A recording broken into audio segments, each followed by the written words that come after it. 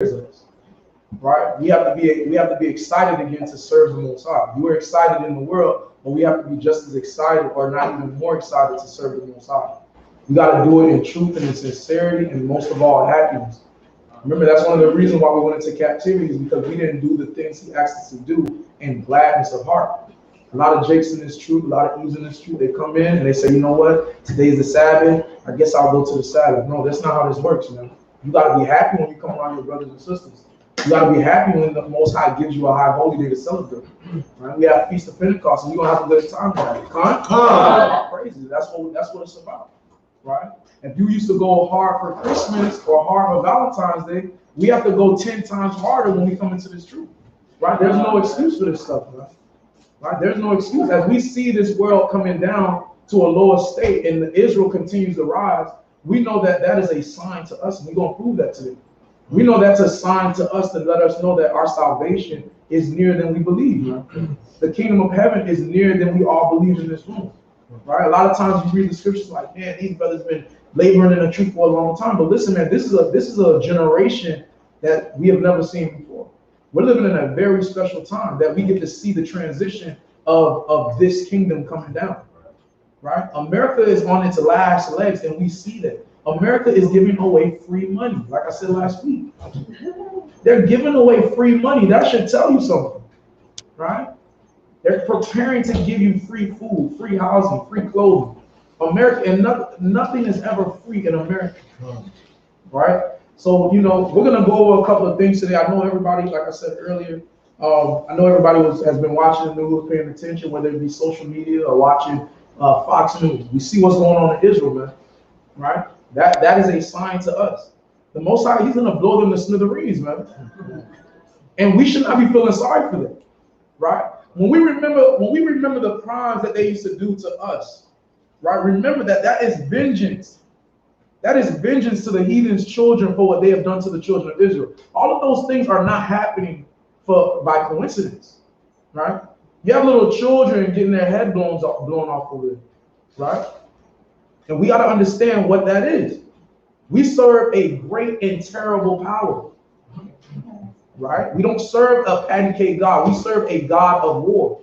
The same God that sends those missiles up and comes down and blows up a whole city of people, that's the God that we serve. But we know in these last days that if we continue to be righteous, we know those things shall not harm us. When they start touching down here in Babylon, because we know it's coming, right? Prepare yourselves. We know what's coming. So don't be shocked. Don't be screaming at the top of your lungs when it happens. You say, listen, Most High, you already told me this was happening. This is what we are prepared for, right? Right? It might be scary, but at the same time, we know that the Most High got our back if we've been doing what we need to do, right? We got to strive with diligence, man. You know what I'm saying? So I'm going to go over a couple of things today. I think I found a good video on YouTube. Does anybody understand why they're even fighting over there? I found a good video, I think, that explains that. I'm going to show it today.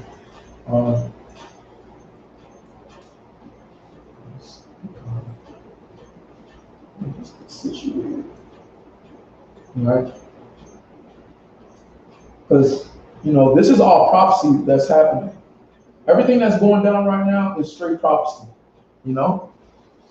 All right, so let me share my screen. Hold on. So the ones on YouTube see it. Right.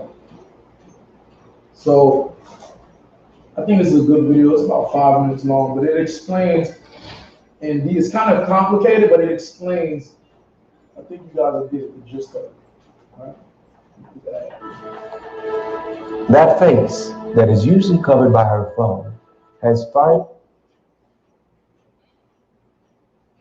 The conflict between Israel and Palestine has raged on for generations. The fighting we see in 2021 is over the same issues and hatred born of 100 years of struggle. So how did it start? Well, after the Ottoman Empire was defeated in World War I, Britain took control of the area known as Palestine, a strip of land between the River Jordan and the Mediterranean Sea. Back then, it was occupied by an Arab majority and a Jewish minority. The international community tasked Britain with... And I want you guys to pay attention because they're not naming our people. Right. They're naming, these are all heathens. In that land right now, it's straight heathen. Right? So we got to understand, and they're going to go into detail. I don't want to interrupt you. Setting up a, quote, national home for Jewish people in Palestine. But both the Jews and Arabs claimed that historical Palestine was their land. You can see how that will become an issue.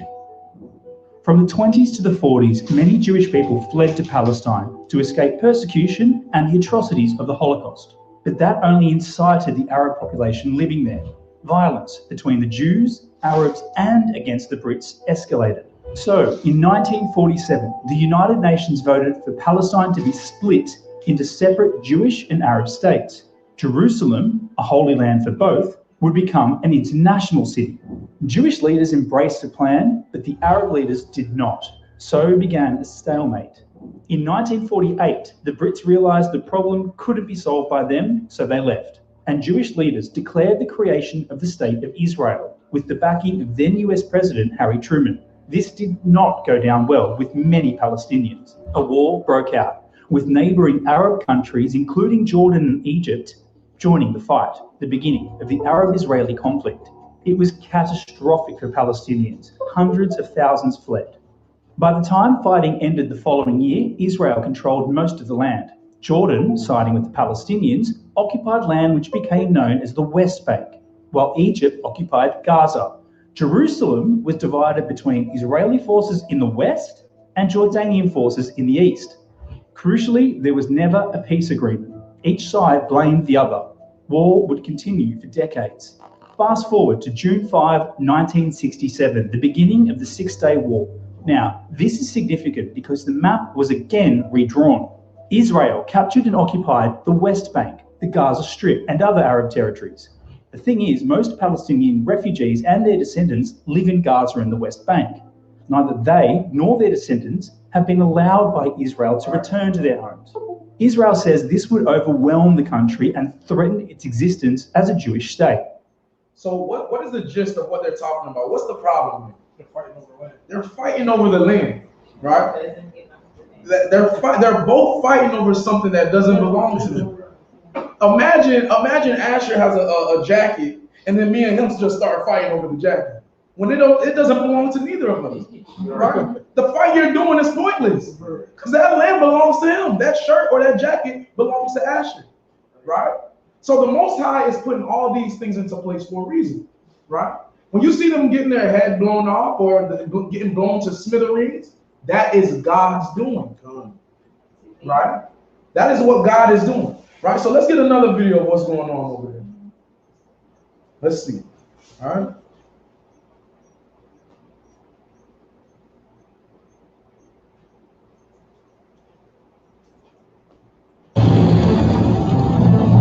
Some crazy stuff, man.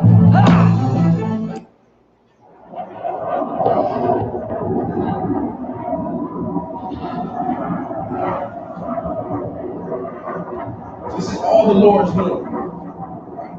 He's controlling the heathens that fight them. Right? A lot of times we come to Sabbath service and we think this is a game. Right? When we go on the streets, people think this is a game. This is literally happening right now in Israel. Right? Because what? He's about to rid this land. He has to rid the land and get this land prepared for the children of Israel to enter back into the land. So when we see things like this happening, understand that this is not a game and this is not a joke. Right? A lot of times we get complacent in the truth and we say, you know what? It is what it is. I'm going to go to the Sabbath today. No, we're going to the Sabbath because we want to get out of here and enter into the land that belongs to us. The Most High is going to clear this land out, man. He's going to clear this whole land out. Right? America is next. Right? And it's only a matter of time. The Most High is showing us. The Most High is showing us what He's about to do. Right? And we should not be afraid of this, right? God. That was a light cut. God.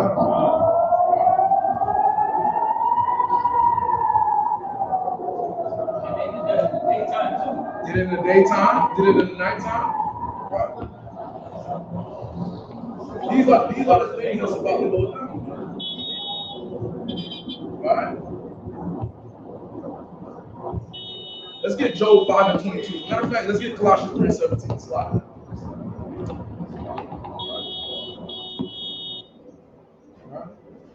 Let's get Job 5 and 22 real quick.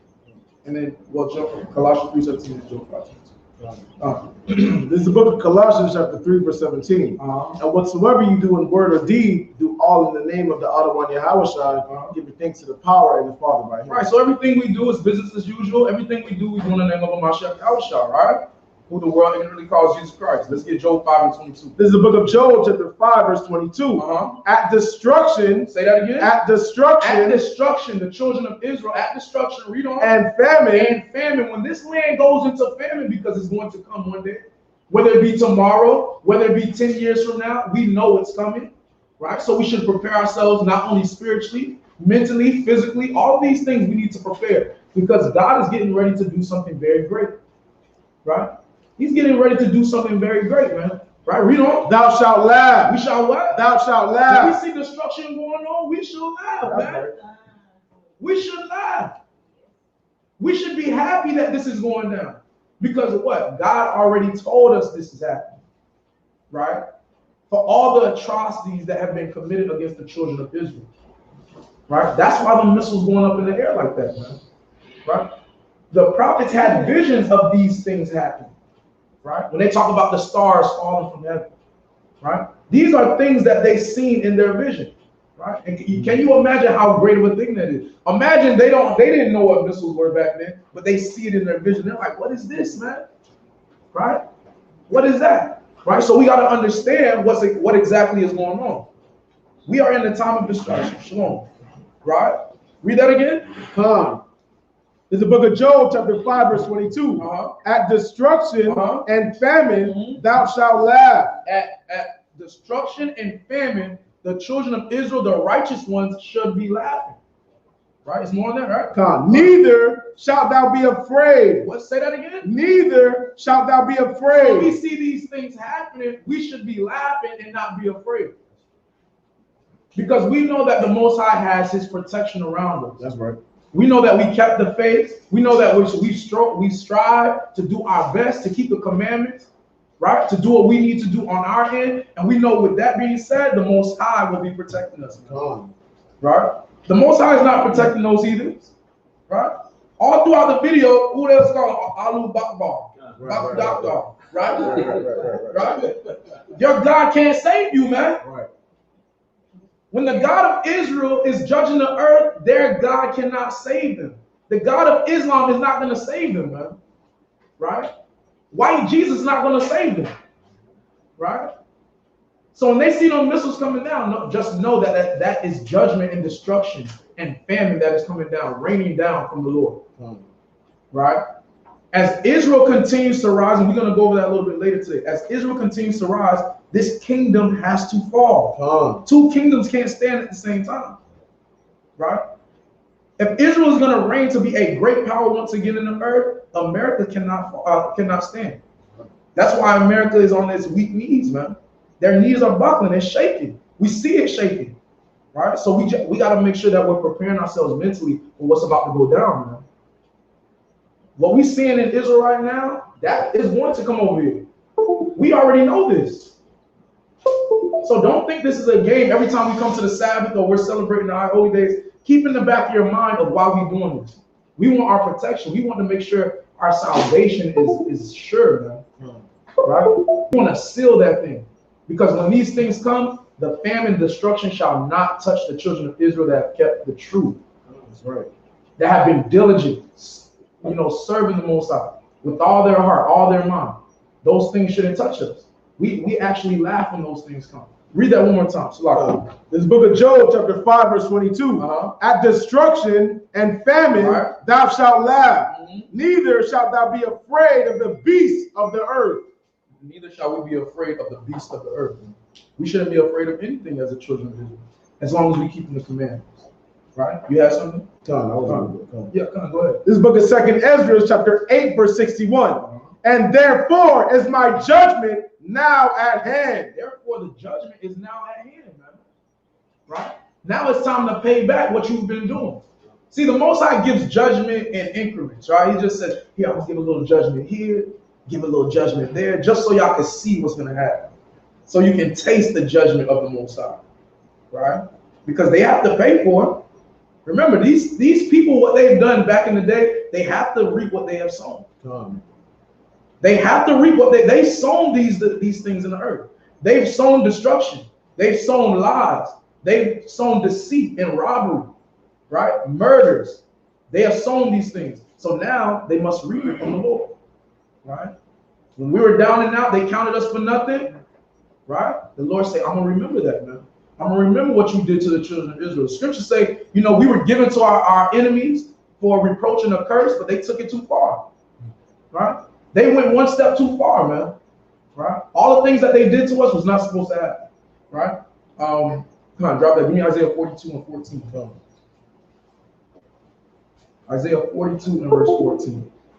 See what that says.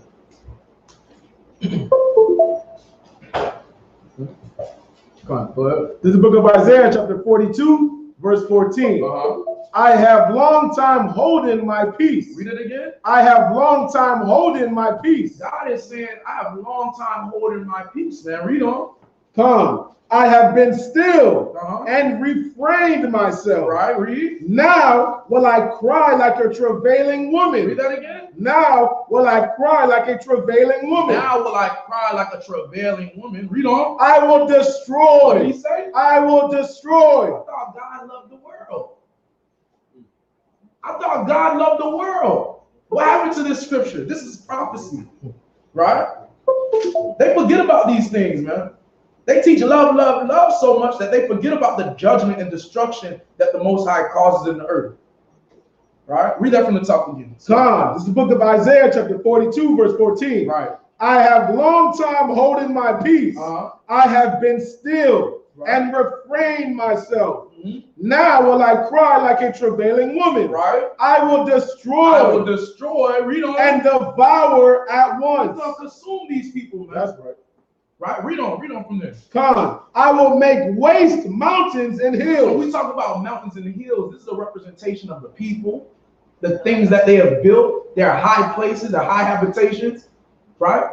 It says, I will make waste mountains and hills. Read on. And dry up all their herbs. You're going to dry up the herbs, their food, man. You're not going to have nothing to eat.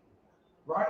That's how much destruction I'm going to bring to these people. Read on. And I will make the rivers islands. Right? And I will dry up the He's pools. going to dry up everything from what? That heat that he's going to bring. Right? Because all of these things shall happen. God is not a liar. Every scripture in this book is written for a reason. When we read prophecy, we should not take it lightly, man. We should not take it lightly. A lot of times we get caught up in, the feel-good message of the Bible, right? The gospel. But we forget that the day of the Lord is what? Full of darkness. The day of the Lord is full of darkness. It's going to be a lot of death and destruction. So before it can get better, it has to get worse, man. Right? For him to repair this world, everything has to go. He has to cleanse this earth, man. And the cleaning process is not a pretty process, right? We know that by fact, right? So drop that. Give me Isaiah 54. Right? Pull this earlier as I can. Isaiah 54 and start at verse 16. Right? Come on, go ahead. This is the book of Isaiah, chapter 54, verse 16. Behold, I have created the smith that bloweth the coals in the fire. He created the smith that bloweth the coals. What does that mean? He's creating men to do his work. Right? Read on. Come. And that bringeth forth an instrument. Bring forth what? An instrument. That same smith gonna bring forth an instrument. Read on. For his work. For his what? For his work. Keep reading. And I have created the waster to destroy. To do what? To destroy. He created these things. The Lord created missiles and bombs. Right? The fact that they have a small piece of metal that can drop in the middle of a city and blow everything to smithereens, that is done of the Lord. He put it in men's spirit to create these things, right? He's the one that's in control of all of these things happening right now, right? The reason he's doing this to Israel right now is because those people do not belong there. They shouldn't be there. You stole that land from the children of Israel, man. And you claim to take our heritage, our culture, everything else. Right? So the Most High said he got a plan for y'all, right? Read on. Come. No weapon that is formed against thee shall prosper. But no weapon that is formed against us shall prosper. No weapon formed against the children of Israel shall prosper. As long as we're keeping the law, statutes, and commandments, we are a friend to the Lord. Right? Read on. And every tongue that shall rise against thee in judgment, thou shalt condemn. Thou shalt condemn. Read on. This is the heritage of the servants of the Most High. What does that mean? That we should have that everlasting protection, man. We shall be protected as long as we continue to strive and do what the Lord has told us to do. We know the angels shall be encamped around us, man. Right? We know this by going out into everyday life. For the brothers that go out to camp, you should know that the Lord is real. You should know that no weapon formed against you shall prosper. The situations we've been in, right? So we got to make sure that we're really putting this into real life. This is not a bunch of fairy tales that's written down, right? Everything in this Bible, sometimes people read the Bible and they think, oh, you know, it's like the Little Mermaid. No, that's not what this is, man. This is what we talking about, real life, right? So we got to understand that no weapon formed against us shall prosper. We shall be the ones that laugh at the famine and destruction of this earth. Because what? This earth is wicked, man. And we've been telling the world, yo, y'all better get together or the Lord going to come down and rain fire, man. Right? So when he does that to the people, now all you can do is like, hey, I told you so. Right? They're not listening. Right? Drop that. Let's get second Esdras. All right, second Esdras. Let's get chapter 16. I think it started at 16. 16.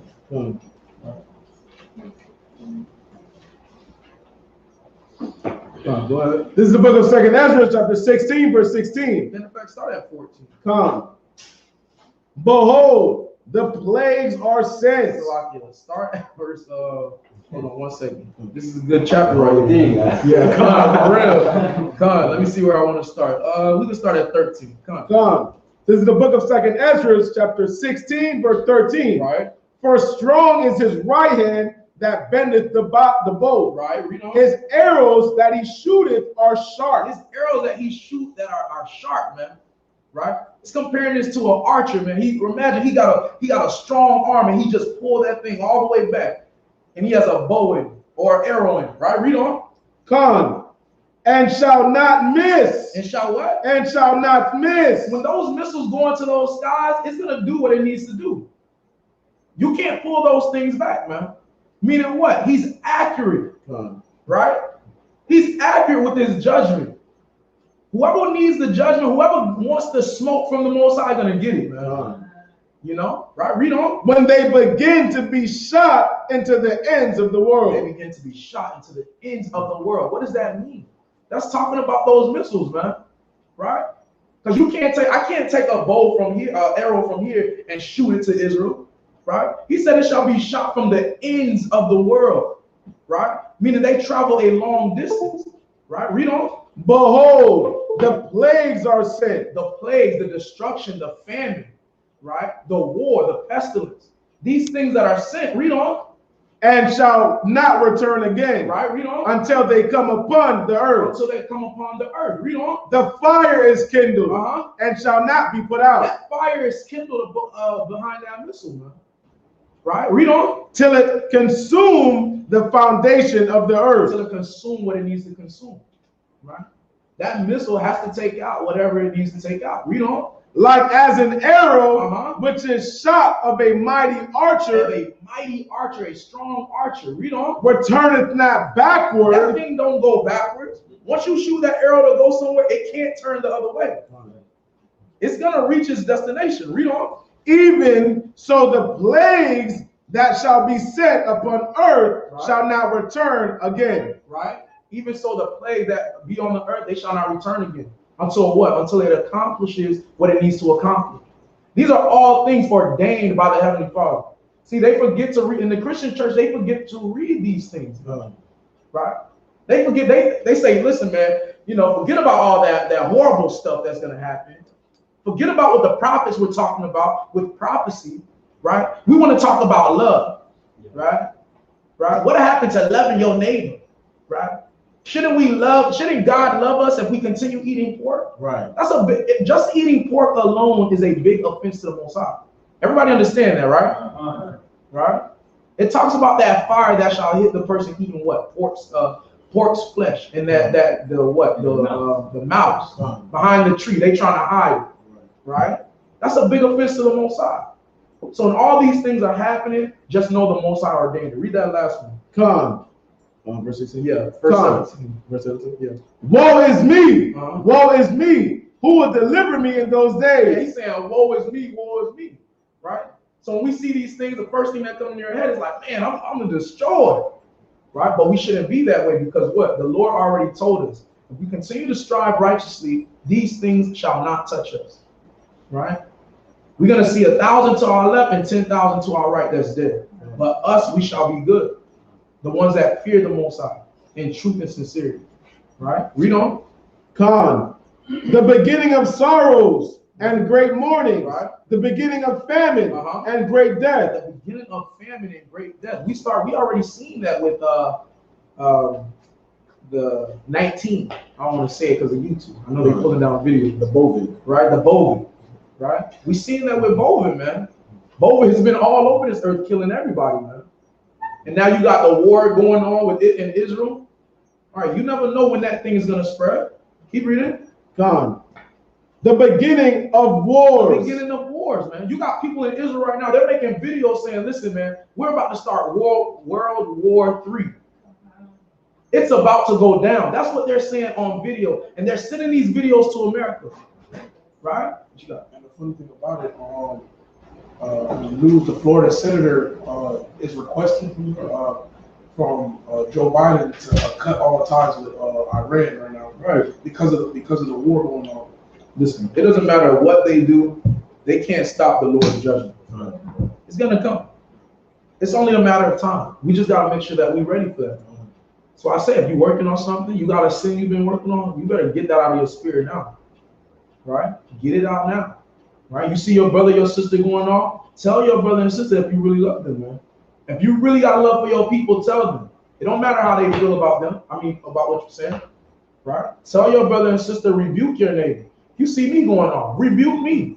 I'm not above rebuking. I'm not above the correction, right? Any brother or sister in this truth, you see them, you want their salvation to be sure, we got to let each other know, man. Because sometimes people don't take the time to examine themselves. That's a big part of being in this truth. Because you could seem right in your own mind, right? But you're not matching up to what the scriptures are saying. And sometimes it takes an outside source to tell you that, right? And we can't be so defensive when somebody's correcting our behavior. Everybody understand that, right? Come on. What you have, brother? So a lot of brothers are like speaking about like that we are in like the 7 years tribulation period where we're so close to everything happening, that war, and obviously the war's not already happening. Come. You know, like that it'll get worse and worse in that by that time. Of course. Listen, it's just gonna start amping up. You know, it's like you know, every now and then we start hearing rumors of war, like, oh, this is about to happen, then it just dies down for no reason. But one day it's gonna happen, right? Remember how I compare it to like when you're in high school and you heard Tommy and Jimmy about to fight. All year they've been saying they're gonna fight, but they never fight until that last day, and it's just a big ball of explosion. Right? That's how America is right now, man. They like the flood. Right? Exactly. You know, so we just gotta make sure that we're prepared. We keep hearing these rumors. We keep seeing, it heightens and then it just goes down. Heightens and goes down. One day this thing is gonna burst, man. One day it's gonna burst. Being men with a woman of understanding and wisdom, we gotta make sure we're paying attention to that, right? One day it's gonna reach that threshold and it's gonna pop. So we gotta be ready. It's like the Most High is like, you ready? Right. You ready? Right, come on. That's over and over, like, you ready? No, that's true. That's true. He's preparing us. Right? Is more on that? Yeah, we start verse 18 and we just talk. No. Con. Finish 18. The beginning of war. Sorry. Yeah. Con. The beginning of sorrows and great mourning. It's gonna be great mornings in the earth when these things come. Right? I don't know if you've seen the video. I couldn't find videos where I seen a couple during the week, but I couldn't put them up on YouTube. where after they drop the bombs, you got people carrying babies and the baby just limp and they're screaming Allahu Akbar, you know, whatever. You know, that's what you call great warnings, man. Right? As soon as that bomb drops, you hear everybody just, ah! That's all you hear. Right? That's gonna happen in America, man. Read on. Khan, the beginning of wars. That's lucky. The beginning of famine, right, and great death, right, and the beginning of wars, right, and the powers shall stand in fear. You got to understand why these things are necessary, right? When the Most High said he has to cleanse this earth, remember in Deuteronomy chapter 28, it says our enemies have built themselves up so high, we can't pull them down, right? That is something that has to be done by the Lord, by great tribulation, right? Those missiles and bombs are created by the Most High for a reason. That's the only thing that is going to pull America down, right? Because what? They built themselves up too high, right? So we rely on the Most High and his destruction, his tactics, his strategies, right? Remember, the Lord is a man of war. America think they all about war, but no, our God has been at war longer. Remember that, right? Read on. The beginning of evils. The beginning of evils, man. It's an evil time, man. Read on. What shall I do when these evils shall come? Man, he's asking, what am I going to do when these evils come? We're going to continue to fear the Lord. That's right. We're going to continue to walk in all the Most High's ways, right? Do what we need to do. Ask that those angels be encamped around us. We ask that those angels, send those angels to protect us and fight for us, man. Right? These are things we got to do, right? Drop that. Let's get on Jeremiah 48. Now, matter of fact, go to Mark 13. What was that scripture? Which one? Second Ezra chapter 16, verse 18. You said what? So that whole second Ezra 16. Yeah, I know. That whole chapter is hard. 15 and 16. Mark 13, start at 22. We're going to read all the way down to 37. Let's see.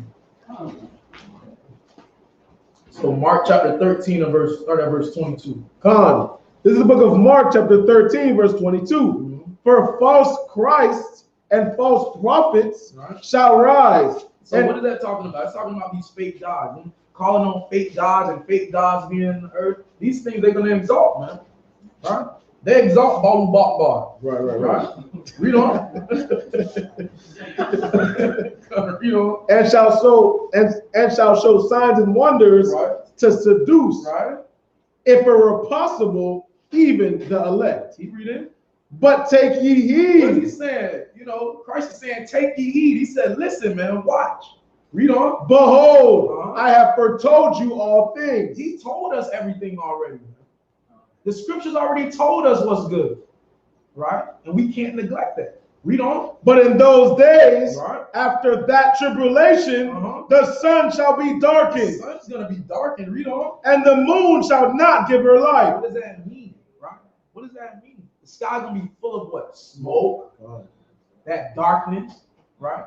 We seen some of that going down in Israel. After those bombs drop, you can't see the sun, right? Everything up there is cloud. You can't see. There's no light coming in, right? The stars, the moon not giving their light. The sun, you can't see the sunlight, right? Because it's so smoky. Read on. Come, and the stars of heaven shall fall. The stars of heaven shall fall. What does that mean? Right? These are visions. They're getting these things from visions, man. Right? When they're seeing these bombs and these missiles drop, these are those stars falling from heaven. Read on. Come, and the powers that are in heaven shall be shaken. Right, keep reading. And then shall they see the Son of Man coming in the clouds with great power and glory. So we know if we see all those things happening, right? The sun is darkening, that smoke, bombs dropping, missiles going off, right? People in turmoil, great tribulation, famine, destruction, and war is going on. Then we shall see Christ. Then we shall see him riding his chariot. Read on. Khan. And they shall see the Son of Man coming in the clouds with great glory, with great power and glory. Right? He's going to come back with great power, right? And glory, that honor, that respect. So when you see him, you're gonna be like, man, that's Christ right there. You're gonna give your respect. You're gonna bow your head, man. Read on. And then shall he send his angels and shall gather together his elect from the four winds, Right. from the uttermost part of the earth to the uttermost part of heaven. Right. So he's going to gather his elect at this time. When all these tribulation and things are going down, he's starting to gather his elect. Right. Read on. Now learn a parable of the fig tree. So learn this parable of the fig tree. Read on. When her branch is yet tender, right, and putteth forth leaves, right, ye know that summer is near. Ye know that summer is near. What is that talking about right there? Right, that tree. Right. When you start to see Israelites coming in this truth, right, they preaching the word. You see brothers everywhere. They're preaching. Right. The branches starting to grow. Right. The leaves starting to come off the tree. Right. These are all things that we ought to watch, man. Right? Israel is being flooded with Israelites. You see the YouTube, right? You got every other day, you got a new camp or a congregation starting. Right? Every day. You got one brother fall out the truth, the Most High give us two more. It's the craziest thing. Right? Read on. So ye in the like manner, right, when ye shall see these things come to pass, right, know that it is nigh. So when we see these things, we see the destruction. All right, America's falling, Israel's rising. Right, destruction is going on, tribulation is happening, the stars are about to fall from heaven, right? We know what time it is, right? We know what time it is. Keep reading. Even at the doors. Even at the doors. Read on. Verily I say unto you, right, that this generation shall not pass till all these things be done. This generation shall not pass till all these things be done. Read on. Heaven and earth shall pass away. What does that mean? All these carnal things, these big buildings, all of these things that are standing, they're going to be gone, man. They're going to be out of here, right? All of the things that America have built, especially on bloodshed, murder and robbing, right? Deceit and lies, all of these things shall pass away, right? From what? That give me hold that. Give me 2 Peter 3 and 10. Right, 2 Peter 3 and 10. Right? Because when you read the Bible in its entirety, you start realizing that it's repeating the same thing over and over again.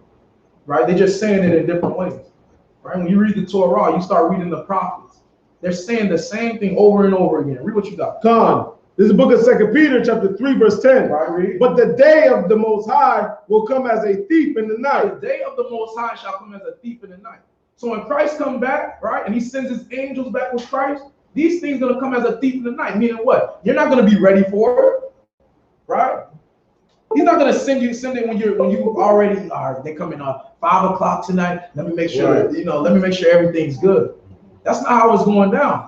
He's going to come when you least expect it. That's why we got to be on our P's and Q's, man. We got to make sure that we always good, right? You got to make sure that you say, listen, if Christ come back right now, I think I'll have a good shot, man. I know I gave it my all. I know I gave it all of my energy. I gave it with diligence, man. That's what we got to do, man, right? Sometimes I know when you're in this truth for a while, you get complacent and your spirit start, dragging, right? We always talk about that. You got to feed your spirit, man.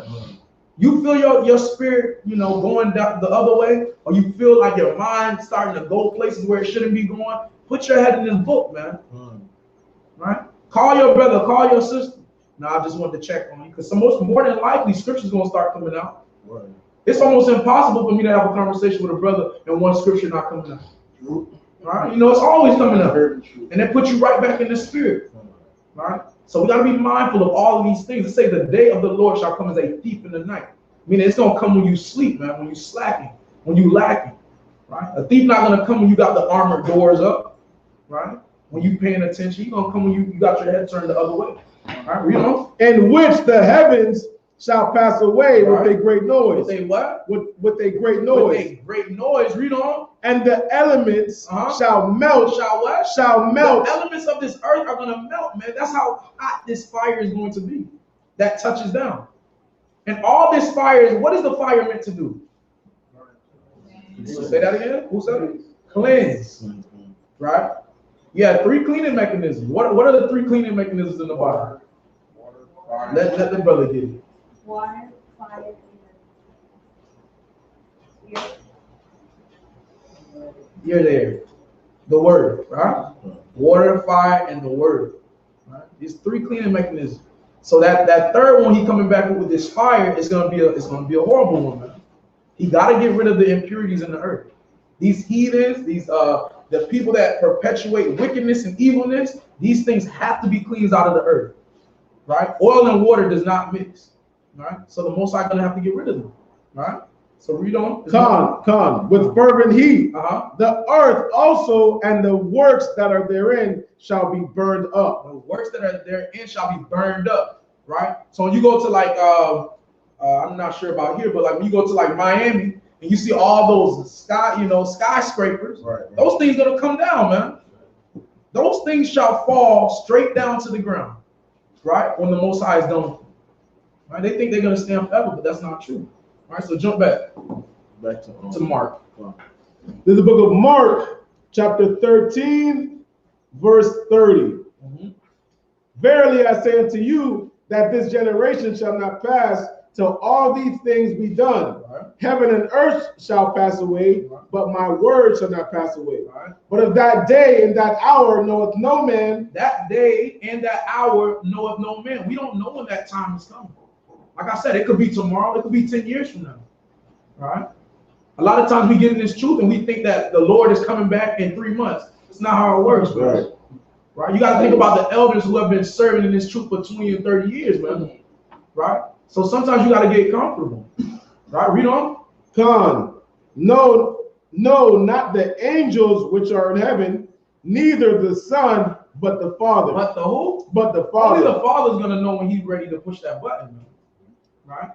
Because he can't do, like, if we knew what time the Most High was coming back, what would we do? We'll wait till that last day. We're gonna repent. I can make it in the kingdom of heaven. Right? You're gonna be a wicked dude, a wicked woman, and repent that last day right before he comes. That's not how it works, man. We gotta be in continual obedience to the Most High. Right? Read on. Take ye heed, watch and pray. Do what? Take ye heed, watch and pray. So it means listen, watch and pray. Right? Watch the world, watch the destruction, watch what's going on in Israel, and then what? We gotta pray. Right? Read on. For ye know not when the time is. For the Son of Man is a man taking a far journey. He's like a man taking a far journey. Read on. Who left his house and gave authority to his servants. Right. So it's like a man that left his house and he gave authority to his servant. He said, look, man, you gotta make sure this bed is made up, you gotta make sure the floor is mopped up, make sure you paint the ceiling, right? I'm going on a far journey. Right? But he's not giving him a time frame. He's not saying I'll be back in a day. He's not saying I'll be back in 5 days. Read on. And to every man his work, and commanded the porter to watch. Right, read on. Watch ye therefore, right? For ye know not when the master of the house cometh. You don't know when the master of the house is coming back. You don't know when Christ is coming back, right? It's like a man that went on that far journey. He told us what to do when he left here, right? He said, I'll be back, and we continue to wait on him, right? Read on. At even or at midnight. Let's say at even, right? It could be at even, it could be at night. Read on. Or at the cock crowing. Right, in the morning times. Read on. Or in the morning. Keep reading. Lest coming suddenly, right, he finds you sleeping. So imagine that. What if Christ comes and he told us what to do? The master told his servants what to do. He come back to the crib and I got my feet up. Right. I'm watching TV, watching Netflix in the AC. Right? He told me that the floor better be swept, mopped up, that I gotta paint the ceiling, paint the wall, and he come back in the house and he see me just like this. Right? Christ gonna be mad when he come back, man. He say, I told y'all to get ready. Right? And we didn't listen. Keep reading. Come. And what I say unto you, I say unto all. Watch. Do what? Watch. Watch. He's saying straight up. Right. Watch. Right? So you know what I'm saying? So we got to pay attention to these things. Look at the times that we're in. Look at the things that are required of us. Right? Everybody in this room could be doing something better to be a better Israelite. Man. Everybody can improve being a better servant, being a better servant to the Most High. Right? Ask yourself, okay, what more can I do? Right? What do I need to improve on? That's a big question that we need to ask ourselves. Right?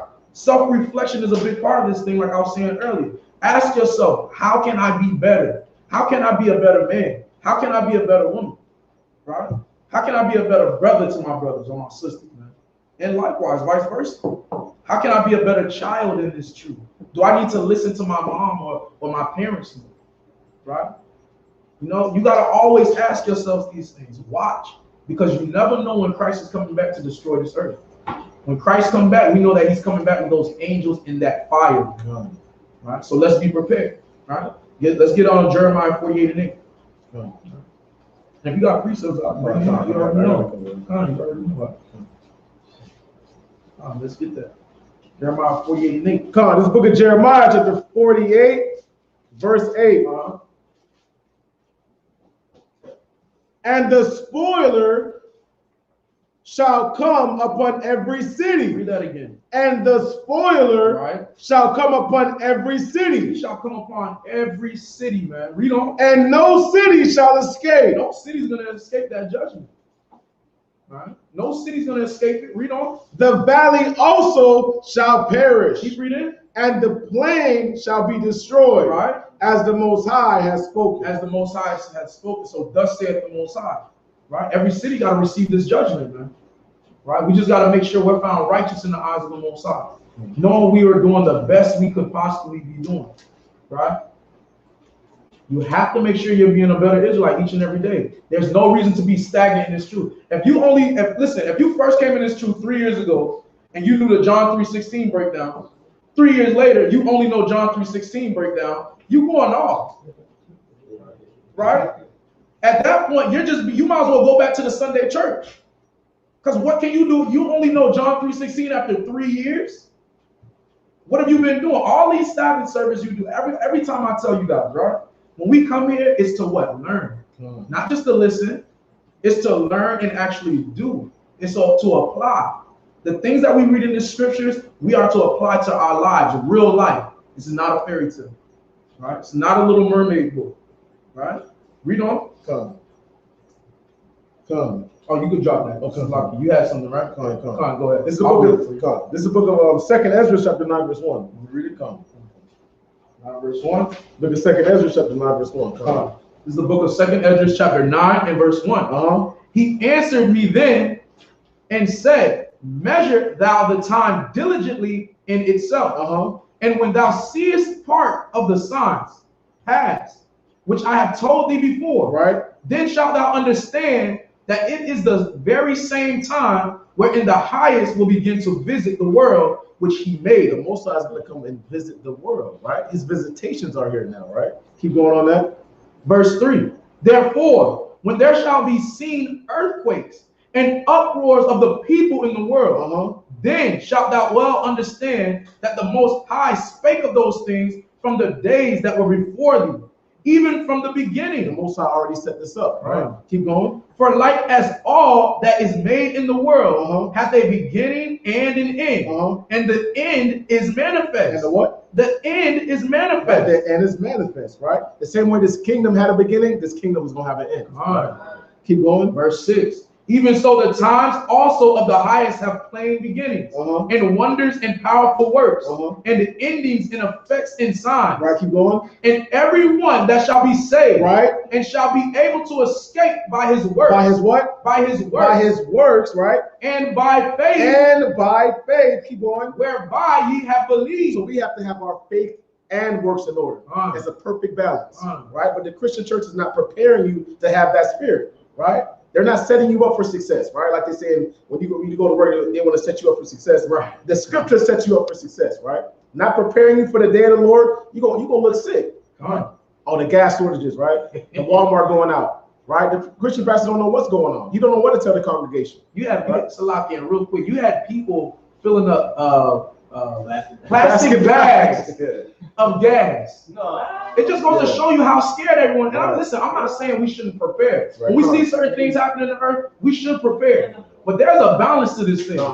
We shouldn't be putting gas in plastic bags. You know what I'm saying? You said what? Of course. Yeah. Let them deal with that in their car. I don't know if anybody has ever smelled gas when it wakes on them, but that's not a good smell, and it's not easy to get off. I see somebody try to put gas in like a laundry basket with holes in it. Man, come on. I know it was Jake. No, it was Esau. Jake be wilding out here, man. You know Jake. All praise, man. Come on. It's more on this, right? Come. Verse 8. I'll read verse 7 again. Come. And everyone that shall be saved, Right. and shall be able to escape by his works and by faith, whereby ye have believed, shall be preserved from the said peril, Right. and shall see my salvation in my land, and within my borders. Right. For I have sanctified them for me from the beginning. That's right. Drop that. Give me Sirach 34:16. That's a powerful scripture. So the Most High knows that his visitation is coming on earth, and it just makes you want to get right, man. Like, make sure you're blameless in the day of the Most High, man. Like, make sure you're clean in the eyes of the Most High, according to 2 Samuel 22:22. Go to Sirach 34:16. The book of Sirach, chapter 34 and verse 16. For the eyes of the Lord are upon them that love him. Right. He is their mighty protection. He is their what? Their mighty protection. So when all this chaos started happening, martial law comes in, they try to kick your door down, say if you don't take the vaccine, you can't leave your house, right? They said this Joe Biden was like mask up or vax or something like that. Yeah. Like, come on, man. He's trying to give us like an ultimatum, right? So keep going. For the eyes of the Lord are upon them that love him. He is their mighty protection, right? And strong stay. So the Most High is our mighty protection, so we shouldn't be afraid or have any type of that spirit of fear, right? Keep going. A defense from heat, and a cover from the sun at noon. A preservation cover from the a preservation from stumbling, and an help from falling. He raises. Okay, come on. I want to go to Zephaniah 1:14. That'll be my last precept. Zephaniah 1:14.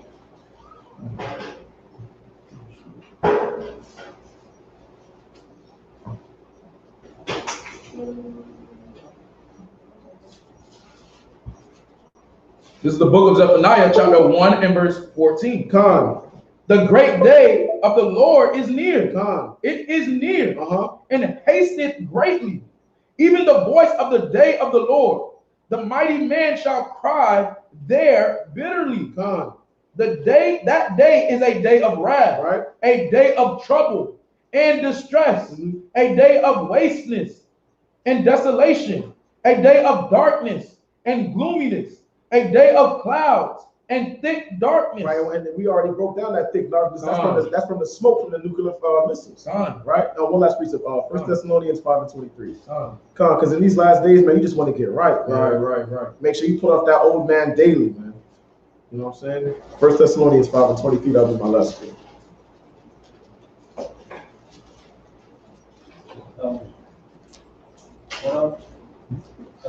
1 Thessalonians 5:23.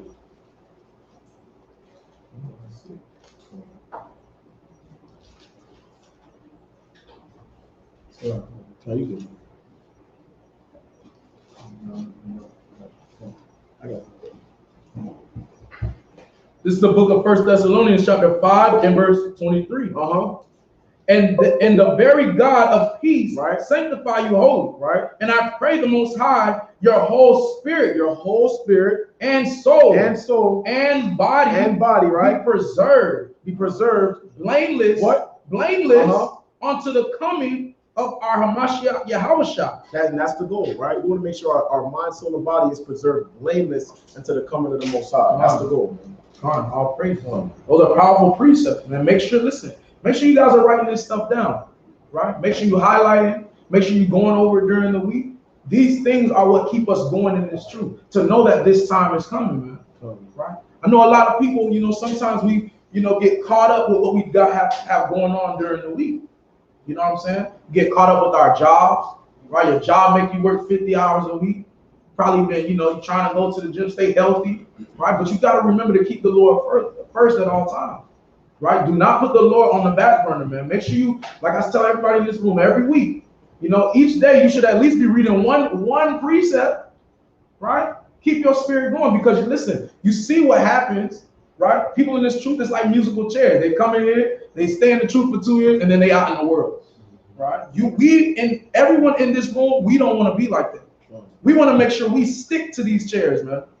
We want to stick to the house of the Lord, right? We don't want to play musical chairs with the Lord. What you got?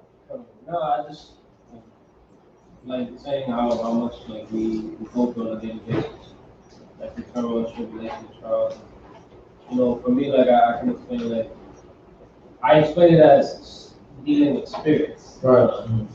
So like when things pop in my mind, I'm having to feel these spirits that were in the past and that will try to come up from the past that will take me from the truth. Like I told you and a few other brothers and sisters that I would go back and forth, and every time I was like, why do I keep coming back to this Bible? I can't understand. I know why now. It's the spirit. Yeah. So it's like I know it's a constant battle for all of us, and that's why I say stay in the word. When we have, let me, all right, I have a question for the room, right? When we have hard situations that we're dealing with, how do we address those things? How did the Lord tell us to do? What do we have to do? Right? What are some things we can do to address certain spirits? Like you say, in your mind, you just keep having the same thought, reoccurring thought. You know the thought is wicked, right? Or you keep having some type of issue, some type of temptation, some type of whatever. Any problem you deal with, what are some of the things that we can do? Fasting is the main one. That's exactly what I was looking for. Right? Fasting is one of the main ones. You loose the strongholds by fasting. We underestimate how powerful fasting really is. Remember when we used to go to war back in the day, they used to call fast for the whole day, for the whole nation. Right? And then we would go out and fight. Because what? We know that we draw our spirits, our souls towards the Lord when we afflict our flesh, man. This is a spiritual battle. Don't think that, listen, when you have issues in your life, never think that it is just something coincidence or physical. This is a spiritual fight on all levels, right? That's why we got to make sure we wear our armor. What is the armor considered in the Bible? What is our armor? Right? The word, the law, statutes, and commandments. This is our breastplate, right? These are the shields that go on our arms, right? This is how we keep ourselves protected, keep ourselves from harmful spirits. By what? Keeping the law, statutes, and commandments. We know it's tough, right? When you come into this truth, people think it's going to be an easy walk. It is not an easy walk, man. Prepare yourself, right? Prepare yourself. All type of things going to be thrown at you. Here and there, you're going to get your blessings. Here and there, you're going to fall into that low state because what? The Lord has continuously tested you, right? All right, I gave you this blessing. Are you still going to be loyal when I give you that lower state, though? Right? You still going to call yourself my friend after I take all your friends from you, right?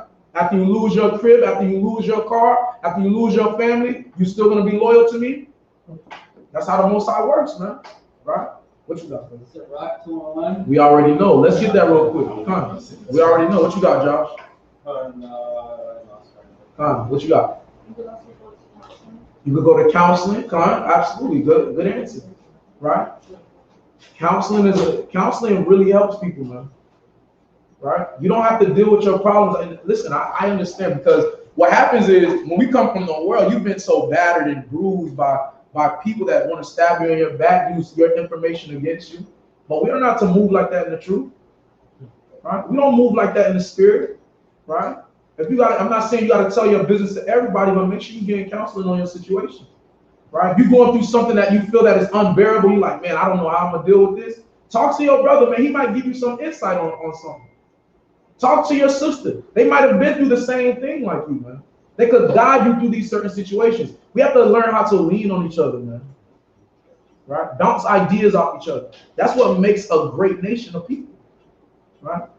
When you talk about America and the Jewish society, how they thrive like how they do, it's because what? They're practicing what the Bible told them to do. They get counseling from each other. Right? They lean on each other when they have hard times. Right, so no one in this room should feel like they're being individualized. Right, that is one of my biggest pet peeves. You cannot be an individualite in this truth, man.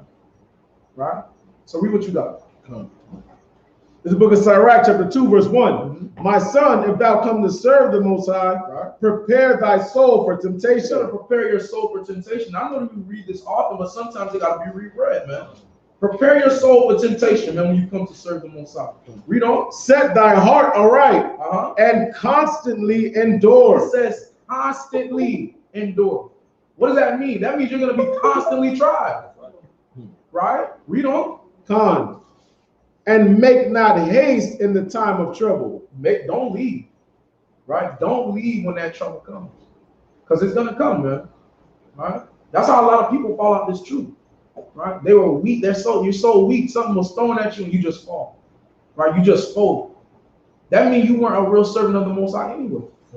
Right? Remember, everybody has to go through this testing period for the Most High. Right? A lot of times when people come in this truth, they say they had the worst luck. That first year, they have the worst luck ever. It's like, man, they make you question if you're doing the right thing. Am I really serving the right God here? But God already told you. If you read your Bible, He already told you He has to do this. He has to put you through that proven process. Right? What sense would it make if He told us to prove our friends and He don't prove us? Right? Read on. Cleave unto Him, right, and depart not away. Don't depart, man. Don't leave when the trouble times come. Read on. That thou mayest be increased at that last end. So you can be increased at the last end. That's what we got to do, man. At the last end, when you come off that lower state, you're gonna ride the high places, man. Right? And I know a lot of brothers and sisters that have testimonies like that. You hit that low spot in your life when you first come into the truth, and all of a sudden the Most High just start blessing you. Blessings just start falling on your lap. It's not by coincidence that these things happen. Everything is done spiritually, right? And we have to learn how to look at it from a spiritual eye. All right, so drop that. Let's get fasting really quick. I just want to touch on it. All right, Isaiah 58. Start at verse 2. Come. This is the book of Isaiah, chapter 58, verse 2. Yet they seek me daily and delight to know my ways, as a nation that did righteousness and forsook not the ordinances of their power. Right. They ask of me the ordinances of justice. They take delight in approaching to Yahweh. Right. Wherefore have we fasted? Say they, and thou seest not. So what is that they're asking? They're asking the Lord, say, but hold on, we fasted. Did you not see us fasting? Right? Did you not see me? What's going on with me? Right? I afflicted my soul for you. Right? But there's a certain way you gotta fast. Read on. They ask me the ordinances of justice. They take delight in approaching to Yahweh. Keep reading. Wherefore have we fasted? Say they, and thou seest not. Right. Wherefore have we afflicted our soul? When we say afflicted our soul, meaning what? We kept our flesh from that that water, that food, right? All of these things, right? When we afflict our soul, we stay away from certain pleasures. Right? Read on. And thou takest no knowledge. Behold, in the day of your fast. He's answering the question. He said, wait, hold on. Behold, in the day that you said you were fasting, read on.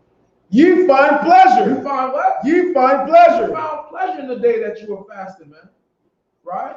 You wanna go do something else that make you feel good. Right? Trying to take your mind off afflicting your soul. That's not how a fast works, man. When you fast, you should be focused on the Lord. You should be in your Bible. You should be reading. Whether you be at work, you could fast at work, but read your Bible every hour or so, man. Pray to the Lord, right? Read on. And exact all your labors. You exact your labors. What does that mean? You count your money in your bank account, right? That kind. But this is more talking about, for example, like when you're let's say you have finances that you've been working on. You've been trying to get to it for the longest. You decide to do it on the day of your fast. Right. That's not what you do, man. The day of your fast belongs to the Most High. Right? You should be sealing yourself closer to the Most High. Right? Read on. Come. Behold, ye fast for strife and debate. And then some people, you fasting for strife and debate. You're fasting to say, hey, I fasted for 5 days. How long did you fast? Right. Right? You fasting to say you better than another brother or another sister. Acting like you holier than thou. Right? That's not what a fast is made for. Right? Read on. Con. Wherefore have we selected? Behold, ye fast for strife and debate, right, and to smite with the fist of wickedness. Right? Ye shall not fast as ye do this day. You shouldn't fast as what he's talking about. You shouldn't be exacting your labors.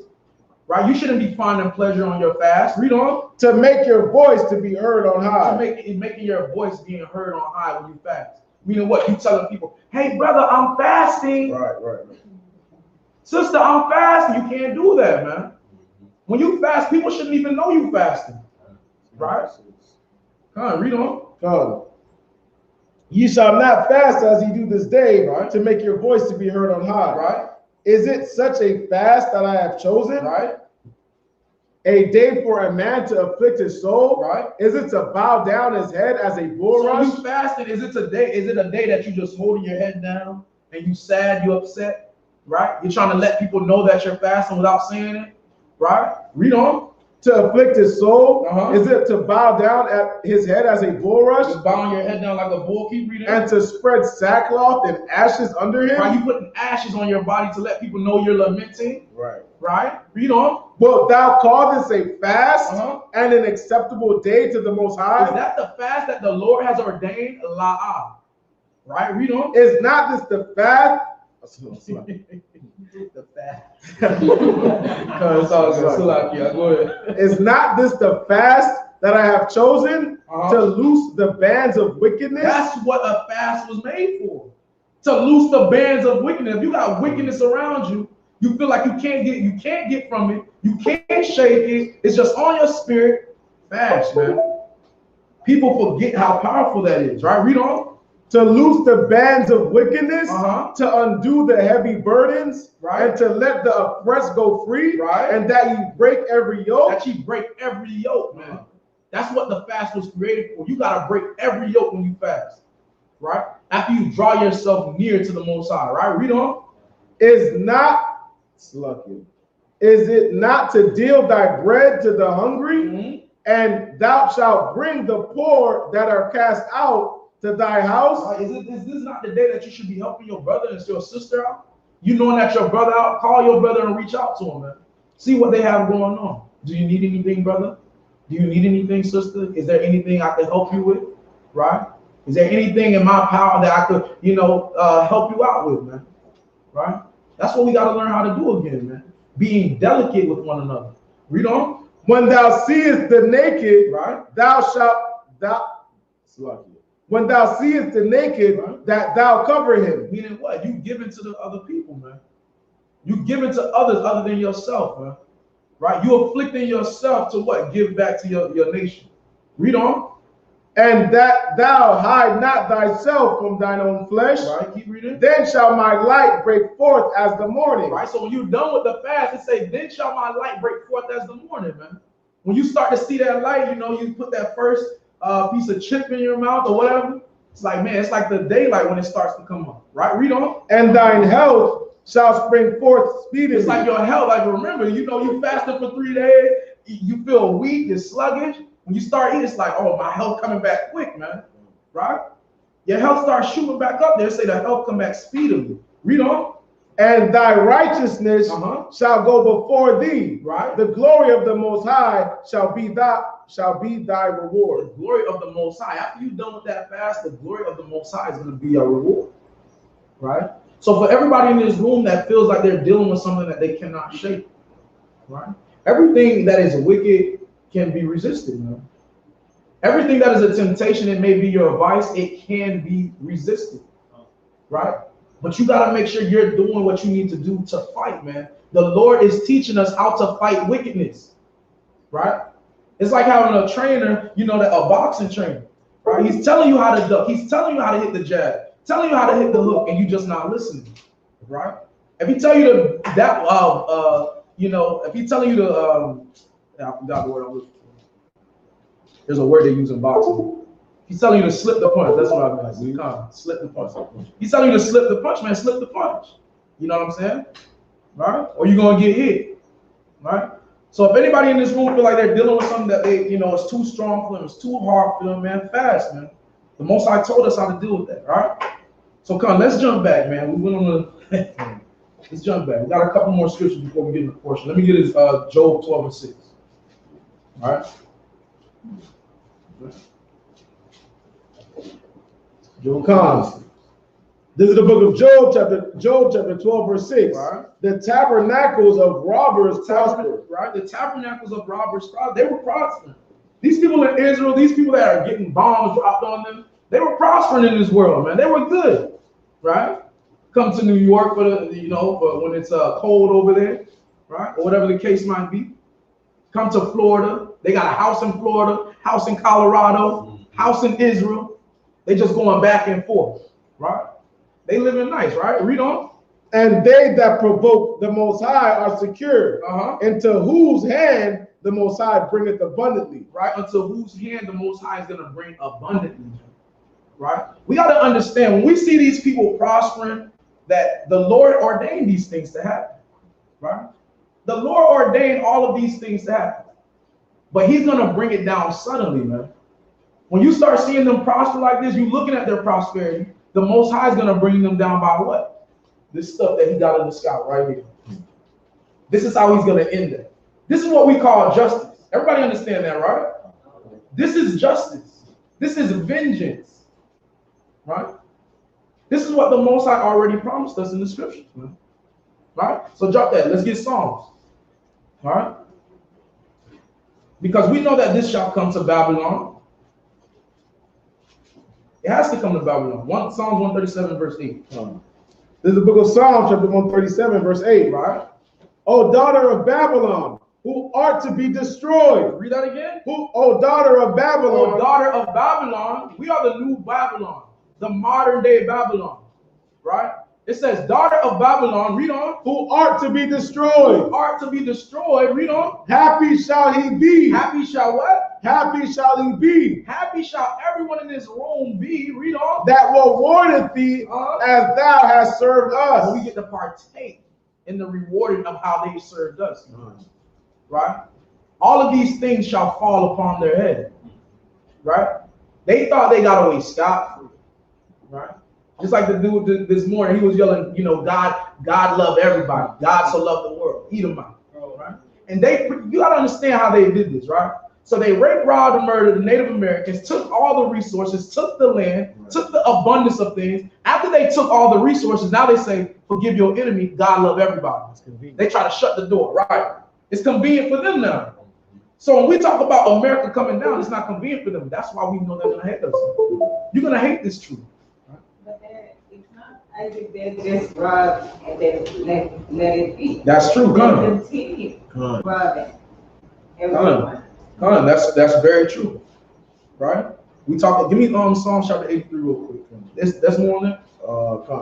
Come read on that. We'll get. Come, happy shall he be that taketh and dasheth thy little ones against the stones. Yeah, listen, you got to understand what we're doing here, man. Right?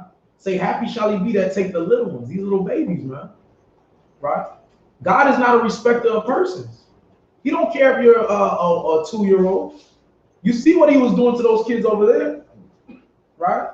You know, claiming that they're innocent children. No, the Most High don't see it like that, right? Read on.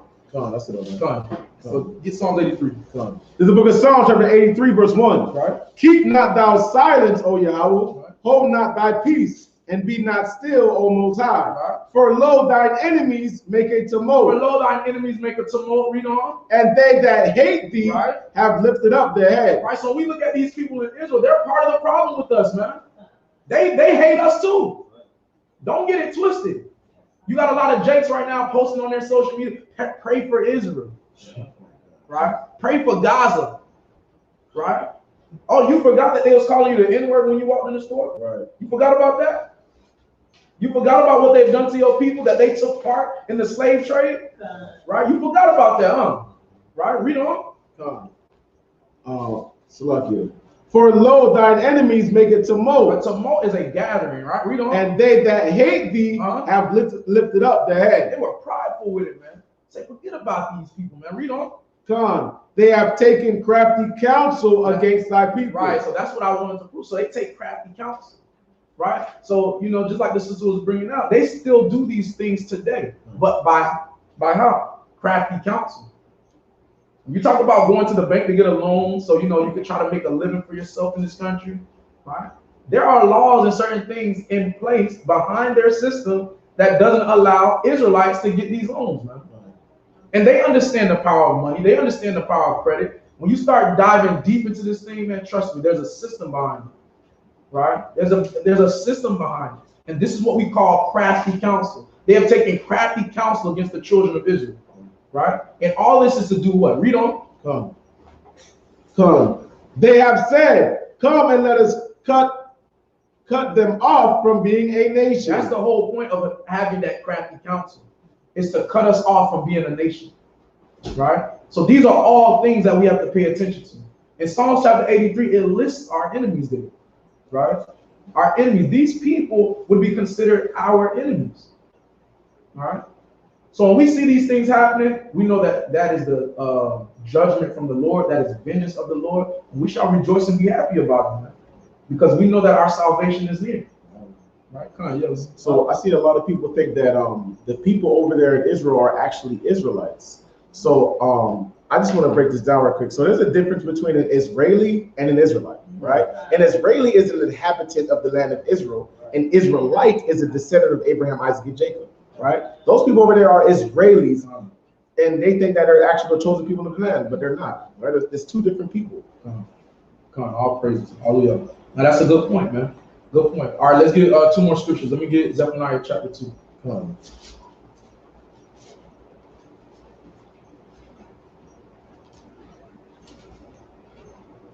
Zephaniah chapter 2, start at verse 4.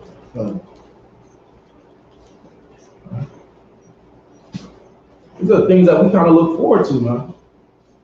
You know, when we see this, Babylon falling, and they're, people that take part in what they're doing falling, we shall say, raise it, raise it. Right? That's what we shall say. Right? Start at verse 4. This is the book of Zephaniah, chapter 2, verse 4. For Gaza, This is all prophecy taking place, man. Right? Don't think that this is a coincidence that we just reading this, man. Read on. Shall be forsaken. Shall be for what? Shall be forsaken. Don't forget about that place. Read on. And Ashkelon, a desolation. Ashkelon, a desolation. These are the same people over there fighting, man. Read on. They shall drive out Ashdod at the noonday. These are the Palestinians, man. They shall drive out these people at noonday. Read on. And Ekron shall be rooted up. And who? And Ekron shall be rooted up. That's another name for the Palestinians as well. Shall be rooted up. Right? All of these things that we're reading in the Bible is prophecy. That place has to become desolate. That's right. He has to rid that land, man. He got to cleanse that land. Right? You took the Holy Land, and not only did you take the Holy Land, you start defiling it, man. Right. You having gay parades over there. Right? You ordaining things that shouldn't be ordained. You saying things that never came from the Lord never created. Right? We got to pay attention to this, man. Let's get Zechariah chapter 12.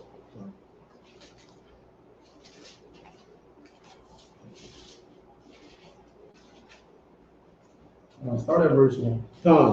This is the book of Zechariah, chapter 12, verse 1. The burden of the Most High, the burden of Salakia. The word of Salakia. The burden of the word.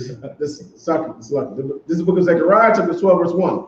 The burden of the word of the Most High for Israel, saith the Most High, which stretcheth forth the heavens and layeth the foundation of the earth and formeth the spirit of man within him. So what is going to just saying that how great of a power this is, how great the Lord is. This is the man that can stretch the heavens across. This is the man who he has the power to give spirit to a man. Read on. Behold, I will make Jerusalem a cup of trembling unto all the people round about. He's going to make Jerusalem, which is Israelites, he's going to make them a cup of trembling to the other nations, man. These things shall come. Read on. When they shall be in the siege, both against Judah and against Jerusalem. Right. Keep reading. And in that day will I make Jerusalem a burdensome stone for all people. He's going to make Jerusalem, the Israelites, a burdensome stone, man. Read on.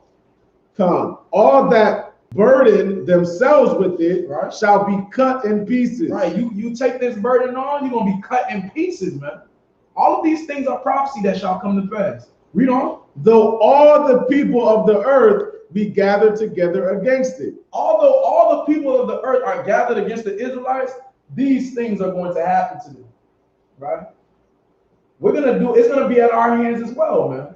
Right? We're going to have the angels on our side. We're going to have Christ on our side. And this earth is going to be rid of all the wickedness, man.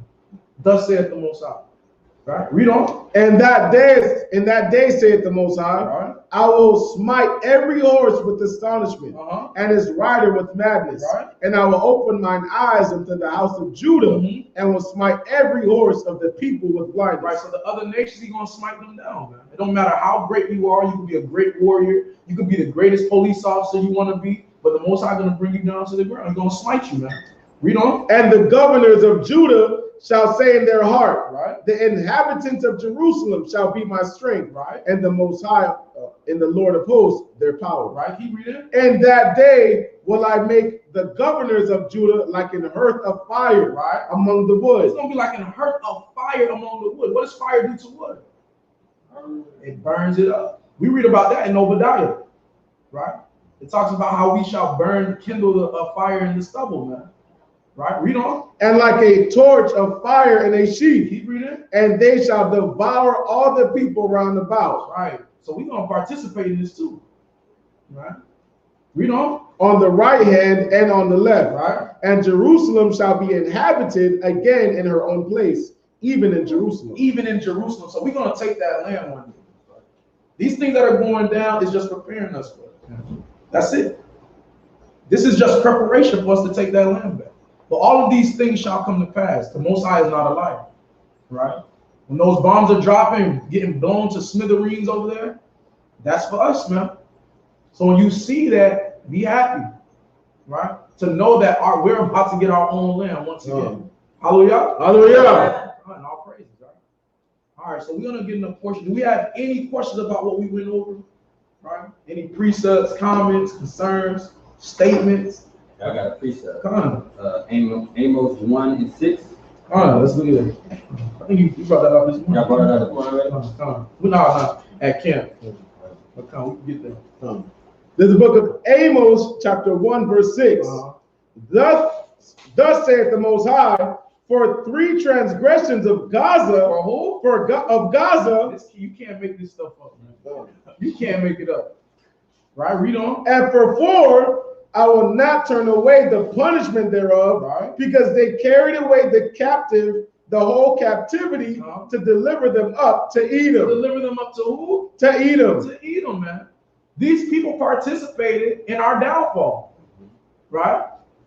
So when we see their destruction, just know that this is all payback, right? Keep reading on that. But I will send a fire on the wall of Gaza, which shall devour the palaces thereof. Didn't that happen?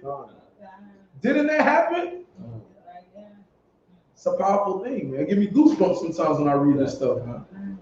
Right? To know that we could read about it before it happened, man. The Most High already told us these things were gonna happen. He's gonna devour the walls of Gaza, man. Right? Claiming to be Israelites, claiming to be God's chosen people. That's blasphemy. Right? That's blasphemy. The God's chosen people, we are still in captivity right now, unfortunately. But we're gonna reign once again, man. We just gotta make sure we're preparing ourselves to be kings in the earth. Right? To be the righteous in the earth, ready to give what? To give instruction and authority, right? Because remember, we're going to be the ones that are in authority on this earth. To whom much is given, much is what? It's much required. Come, much required. So when the Most High gives us these things in our hands, we got to know what to do with them. All right? Come, all praises. Come. I got one more way. Come, let's get it. Let's get it. Because you were saying not feeling sorry, man. That's heavy. Because sometimes you look at that and you see the babies and they crying, Yes. and protest. Yes. You start to feel sorry. But get 2 Ezra 9 and 22. Let's look at it. All praises. This what the angel told Ezra. 9 and 22.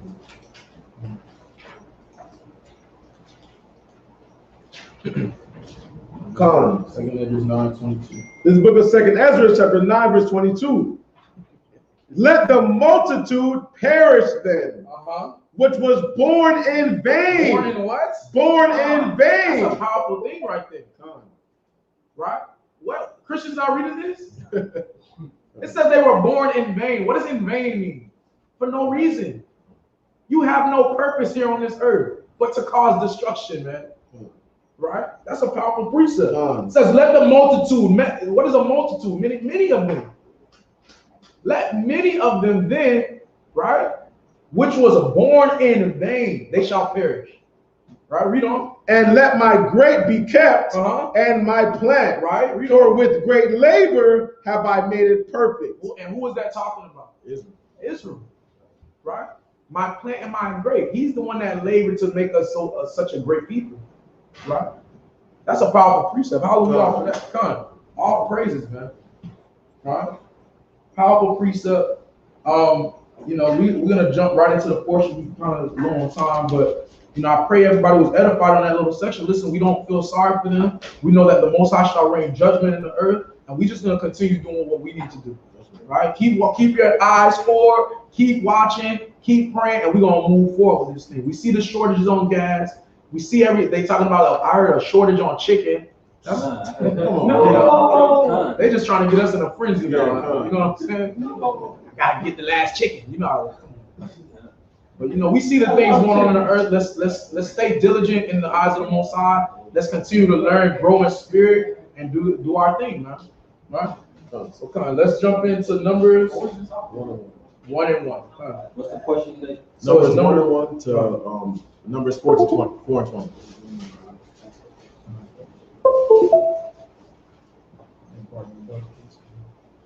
You can go ahead. This is the book of Numbers, chapter 1, verse 1.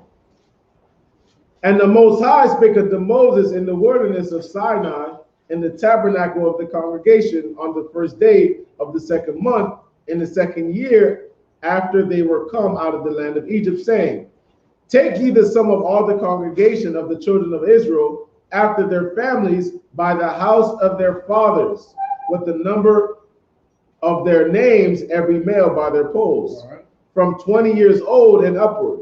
All that are able to go forth to war in Israel, thou and Aaron shall number them by their armies. Now, why does it say 20 years old and up? What is significant about being 20 years old? That's when you become a man, right? That's when you become mature, right? 20 years old marks the year of a man, right? Read on. Con. And Aaron shall number them by their armies. And with you there shall be a man of every tribe, every one head of the house of its fathers. Right. And these are the names of the men that shall stand with you. Of the tribe of Reuben, Eliezer, the son of Shedier. Of Simeon, Shelumiel, the son of Zurishadai. Of Judah, Nahshon, the son of Aminadab. Of Issachar, Nathaniel, the son of Zuar. Of Zebulon, Eliab, the son of Helon. Of the children of Joseph of Ephraim, Elishama, the son of Ammihud. Of Manasseh, Gamaliel, the son of Pedazor. Of Benjamin, Abaddon, the son of Gideoni. Of Dan, Ahiezer,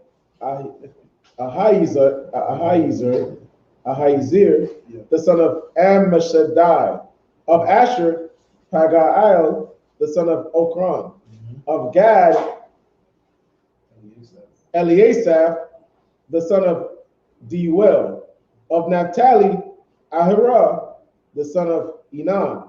These were the renown of the congregation, princes of the tribes of their fathers, heads of the thousands in Israel. Right. So what you see right here, he's just setting up that order, right? He's talking about these were the renowned men that had some type of understanding and wisdom, right? Respected men that had honor, right? Read on. And they assembled all the congregation together on the first day of the second month, and they declared their pedigrees after their families by the house of their fathers, according to the number of the names, from 20 years old and upward by their polls. Right, so make sure if you don't have that highlighted in your Bible, or you don't have a star next to it, make sure you put a star next to it, because this is how we consider or we determine who is who, right? You are considered, the tribe you are from is the tribe your father is from. You are your father's seed. Everybody understand that, right? By the pedigrees of your fathers. Right? Yeah. We're gonna go to the book of Ezra, chapter 2, verse 59, right quick. Because I seen a doctrine saying that there's nowhere in the Bible that states you are what your father is. That is crazy, man. I'll go to this right quick. Ezra 2 and 59, come. Yes, 59, come. And these were they which went up from Telmela till Harsa, Cherub, and Adon, and Immer. But they could not show their father's house and their seed, whether they were of Israel. So if they could see their father's house, they could see that they were of Israel. As simple as that. That's a good precept. So make sure you write those things down. These are all. Ezra 2 and 59. Ezra in the Tanakh. EZRA. So these are things how we have to make sure we can defend our doctrine. Right? Even for Israelites that you might not have a great understanding, you need to know the basics. That is a basic foundation principle. All right, so make sure you write those things down. All right, read it. Verse 19. Numbers, book of Numbers, chapter 1, verse 19. As the Most High commanded Moses, so he numbered them in the wilderness of Sinai. And the children of Reuben, Israel's eldest son, by their generations, after their families, by the house of their fathers, according to the number of the names, by their polls, and every male from 20 years old and upward, all that were able to go forth to war. Those that were numbered of them, even of the tribe of Reuben, were 46,005. Of the children of Simeon, by their generations, after their families, by the house of their fathers, those that were numbered of them, according to the number of the names, by their polls, every male from 20 years old and upward, all that were able to go forth to war. Those that were numbered of them, even of the tribe of Simeon, were 59,300. Right. Of the children of Gad, by their generations, after their families, by the house of their fathers, according to the number of the names, from 20 years old and upward, all that were able to go forth to war.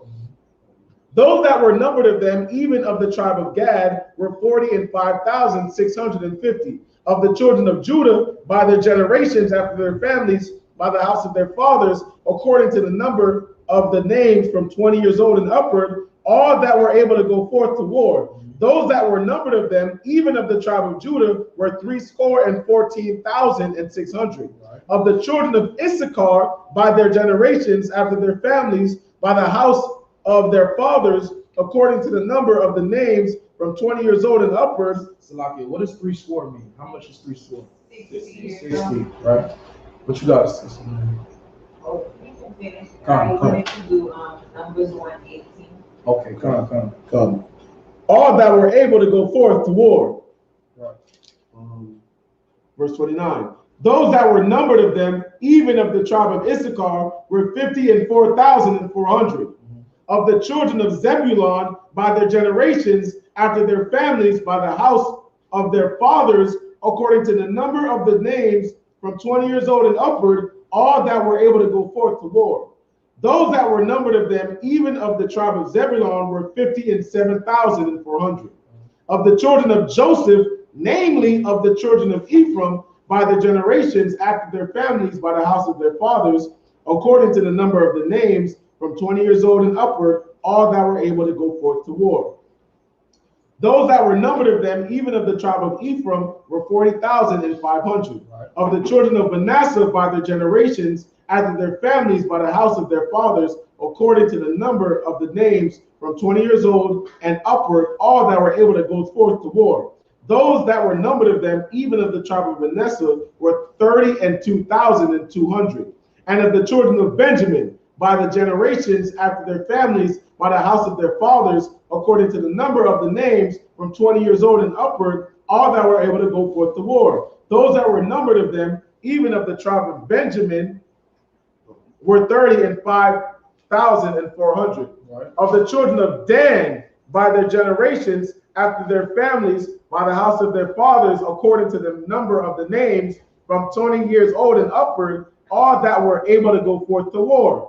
Those that were numbered of them were even of the tribe of Dan, were 302,700. Of the children of Asher, by their generations, after their families, by the house of their fathers, according to the number of the names, from 20 years old and upward, all that were able to go forth to war. Those that were numbered of them, even of the tribe of Asher, were 40 and 1,500.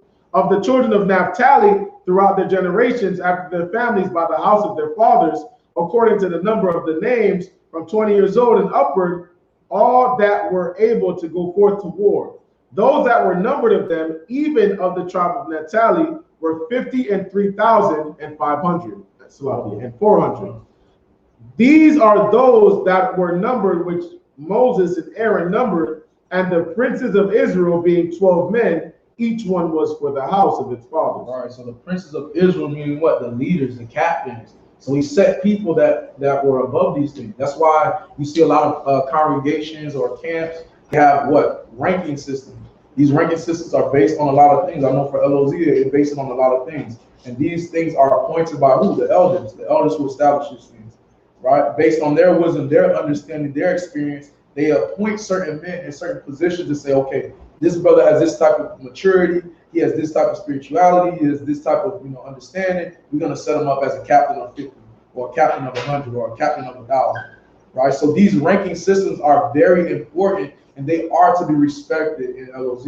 I know that for a fact, right? Because when these things are set up, we got to remember the Most High always speaks through men. There's a certain reason. Don't think that it's just men setting these people up. When we're part of a congregation or a school that truly deals with the Most High, remember that the Lord is responsible for setting certain men up and understanding. Right? So everybody understand that, right? So read on. Verse 45. So were all those that were numbered of the children of Israel, by the house of their fathers, from 20 years old and upward, all that were able to go forth to war in Israel. Even all they that were numbered were 600,000 and 3,550. All right, how much is that? Before we move forward, altogether, how much is that? 600,000 and 3,550. Right. What is that? 603,550. Exactly. 603,000. Right. Read on. But the Levites, after the tribe of their fathers, were not numbered among them. For the Most High had spoken unto Moses, saying, only thou shalt not number the tribe of Levi, neither take the sum of them among the children of Israel. But thou shalt appoint the Levites over the tabernacle of testimony, and over all the vessels thereof, and over all things that belong to it.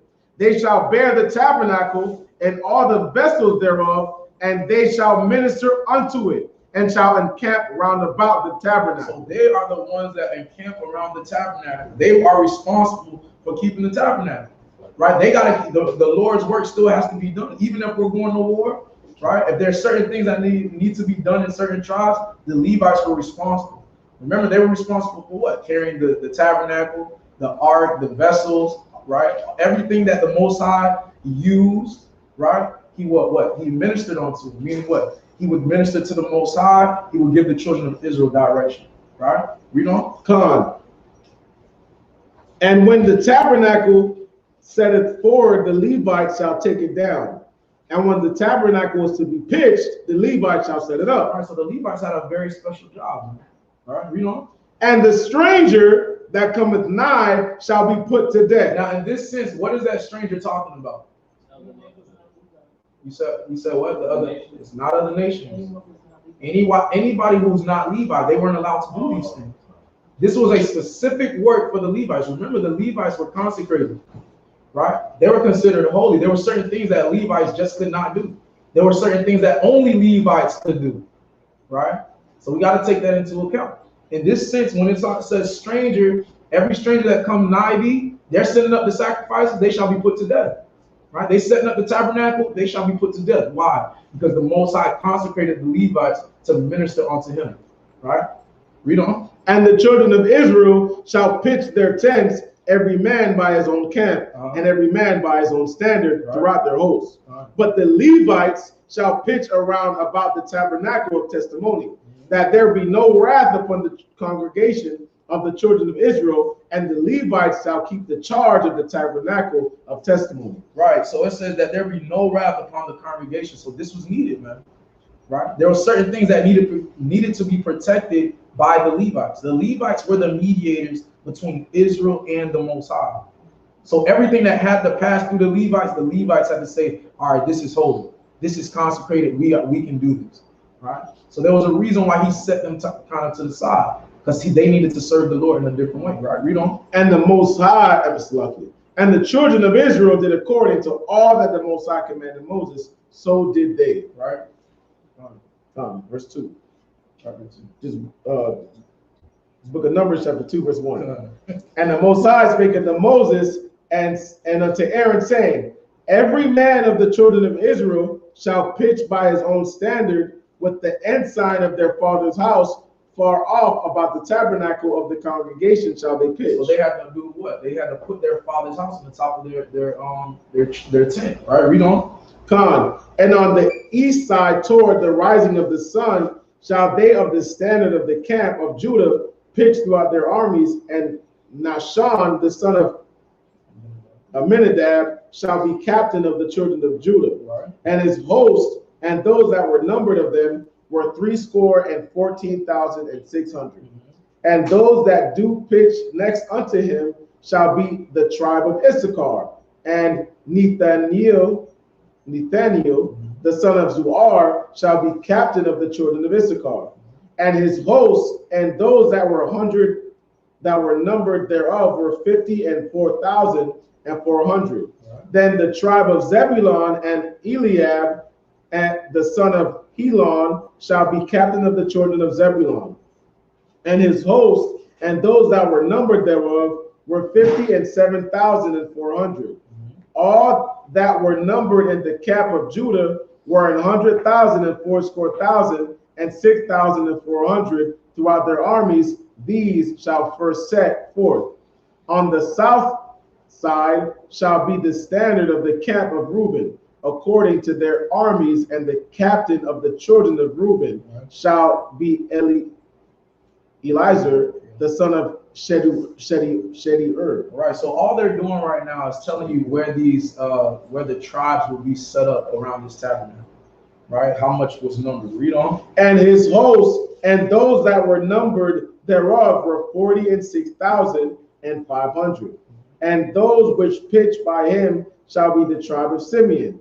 And the captain of the children of Simeon shall be Shelumiel, the son of Zurishaddai. And his host and those that were numbered of them were 59,300. Then the tribe of Gad and the captain of the sons of Gad shall be Eliasaph, the son of Ruel. And his host and those that were numbered of them were 45,650. All that were numbered in the camp of Reuben were 100,050 and 1,450 throughout their armies, and they shall set forth in the second rank. Then the tabernacle of the congregation shall set forward with the captains of the Levites in the midst of the camp. As they encamp, so shall they set forward every man in his place by their standards. Verse 18. On the west side shall be the standard of the camp of Ephraim, according to their armies, and the captain of the sons of Ephraim shall be Elishama, the son of Amihud. And his hosts and those that were numbered of them were 40,500. And by him shall the tribe of Manasseh, and the captain of the children of Manasseh shall be Gamaliel, the son of Pedazur. And his hosts and those that were numbered of them were 32,200. Then the tribe of Benjamin and the captain of the sons of Benjamin shall be Abaddon, the son of Gideoni. And his hosts and those that were numbered of them were 35,400. All that were numbered out of the camp of Ephraim were 100,000 and 8,000 and 100 throughout their armies, and they shall go forward in the rank. The standard of the camp of Dan shall be on the north side by their armies, and the captain of the children of Dan shall be Ahiezer, the son of Ammishaddai. And his hosts and his hosts and those that were numbered of them were 62,700. And those that encamp by him shall be the tribe of Asher. And the captain of the children of Asher shall be Pagiel, the son of Okran, and his host, and those that were numbered of them were 41,500. Then the tribe of Naphtali and the captain of the children of Naphtali shall be Aharab, the son of Enam, and his host, and those that were numbered of them were 53,400. All they that were numbered in the camp of Dan were 100,000 and 50 and 7,600. They shall go hindmost with their standards, hindmost with their standards. These are those which were numbered of the children of Israel by the house of their fathers. All those that were numbered of the camps throughout their hosts were 600,000 and 3,550. All right, so remember, this is only talking about the men that were 20 years old and upward. It's not talking about the women and the children. It's not considering the Levites. Only the men that were upwards from 20. Right? Read on. But the Levites were not numbered among the children of Israel, as the Most High commanded Moses. And the children of Israel did according to all that the Most High commanded Moses. So they pitched by their standards, and so they set forward every one after their families, according to the house of their fathers. All right. Chapter 3. These also are the generations of Aaron and Moses in the day that the Most High spake with Moses in Mount Sinai. And these are the names of the sons of Aaron: Nadab, the firstborn, and Abihu, Eleazar, and Ithamar. These are the names of the sons of Aaron, the priests, which were anointed, whom he consecrated to minister in the priest's office. And Nadab and Abihu died before the Most High when they offered strange fire before the Most High in the wilderness of Sinai. What is strange fire? The wrong incense, right? The Most High is big on that incense, man. You lighting something that is wrong, the Most High is not dealing with that. All right. He was very big on. They died just from lighting the wrong incense. Because what is the incense used for? Prayers. Yep, send our prayers up to the Most High. This is a communication to the Most High. Right? So that if that smoke is wrong, you bring that back to the Most High. Most High gonna send that death angel, man. All right. So we gotta be careful with that too, right? When it says like fathers, like consuming fire, it's like that literally like this spirit is literally consuming things like fire or Let's I don't want to deal with that right now because it's gonna go deeper than what it needs to. You can read Ezekiel. I think it's Ezekiel chapter 1.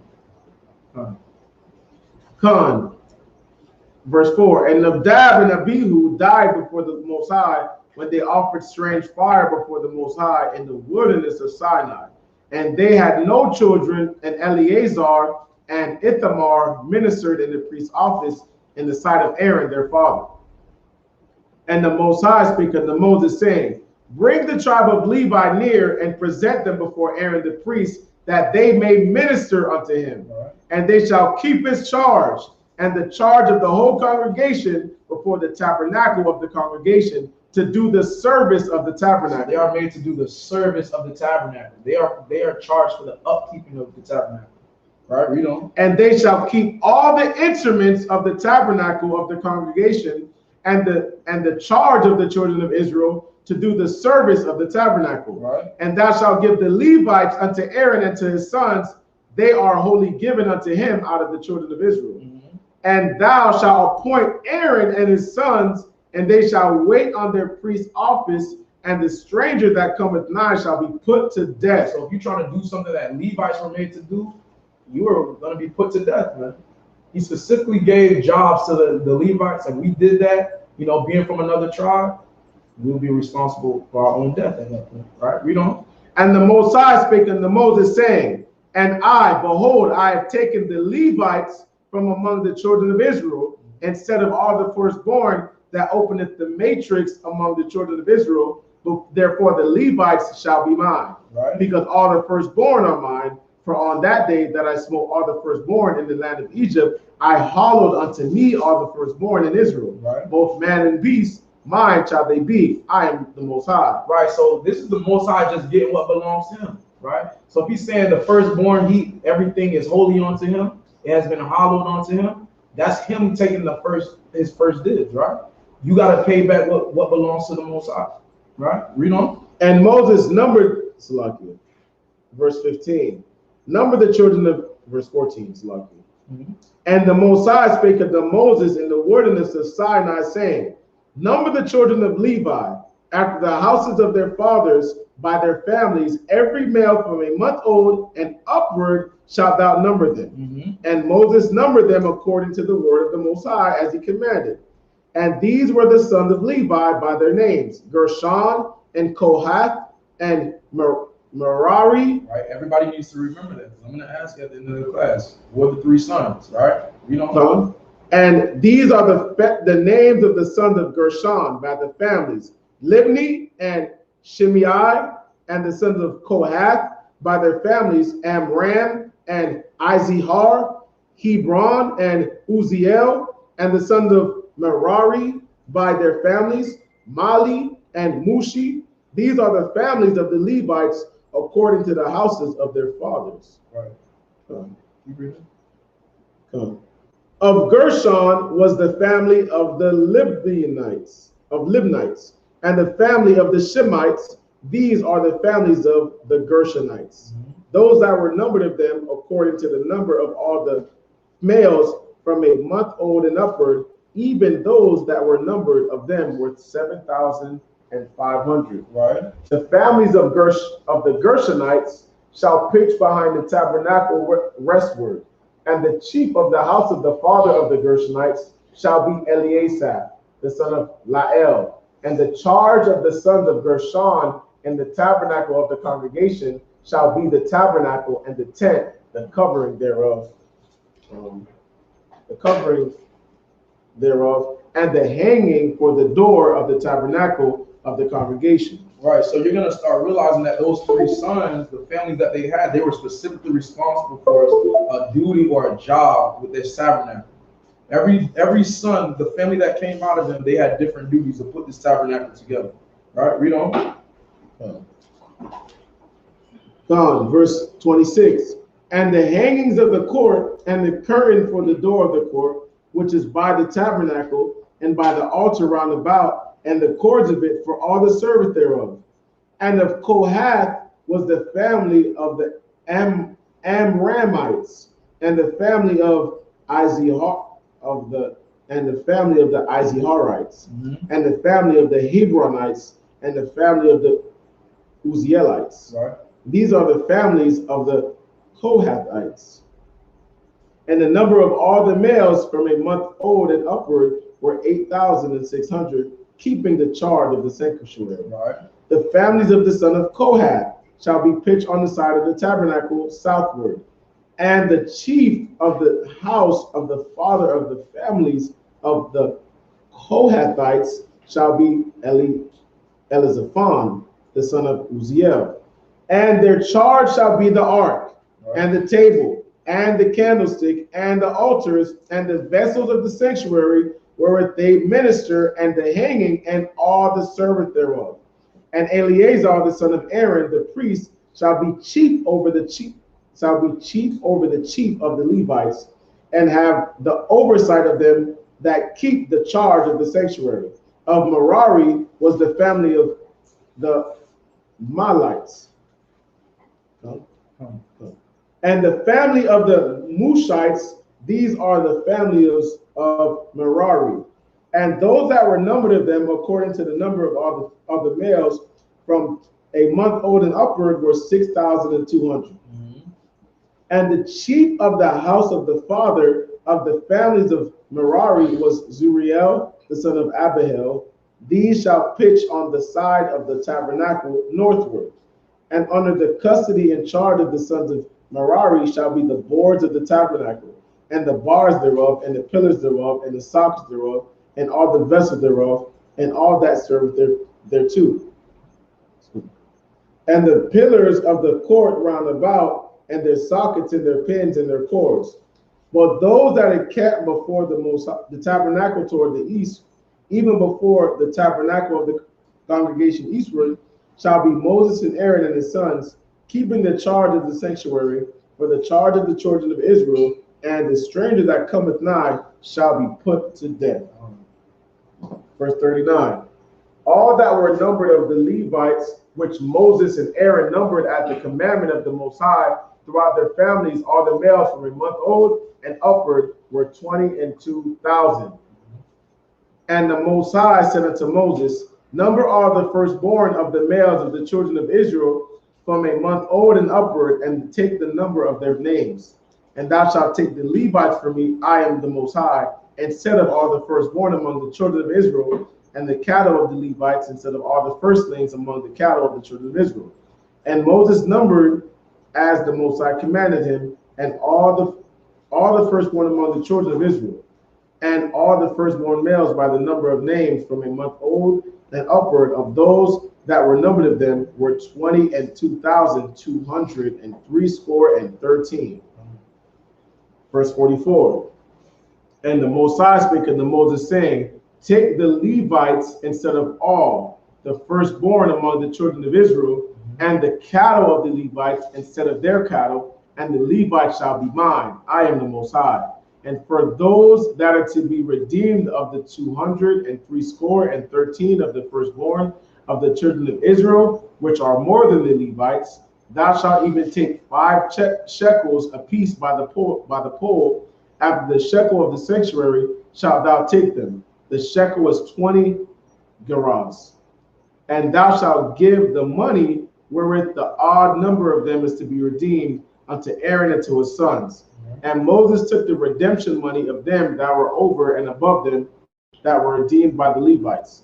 Of the firstborn of the children of Israel took he the money 1,365 shekels after the shekels of the sanctuary. And Moses gave the money of them that were redeemed unto Aaron and to his sons according to the word of the Most High, as the Most High commanded Moses. All right. So why did they have to pay the Levites? Why was that?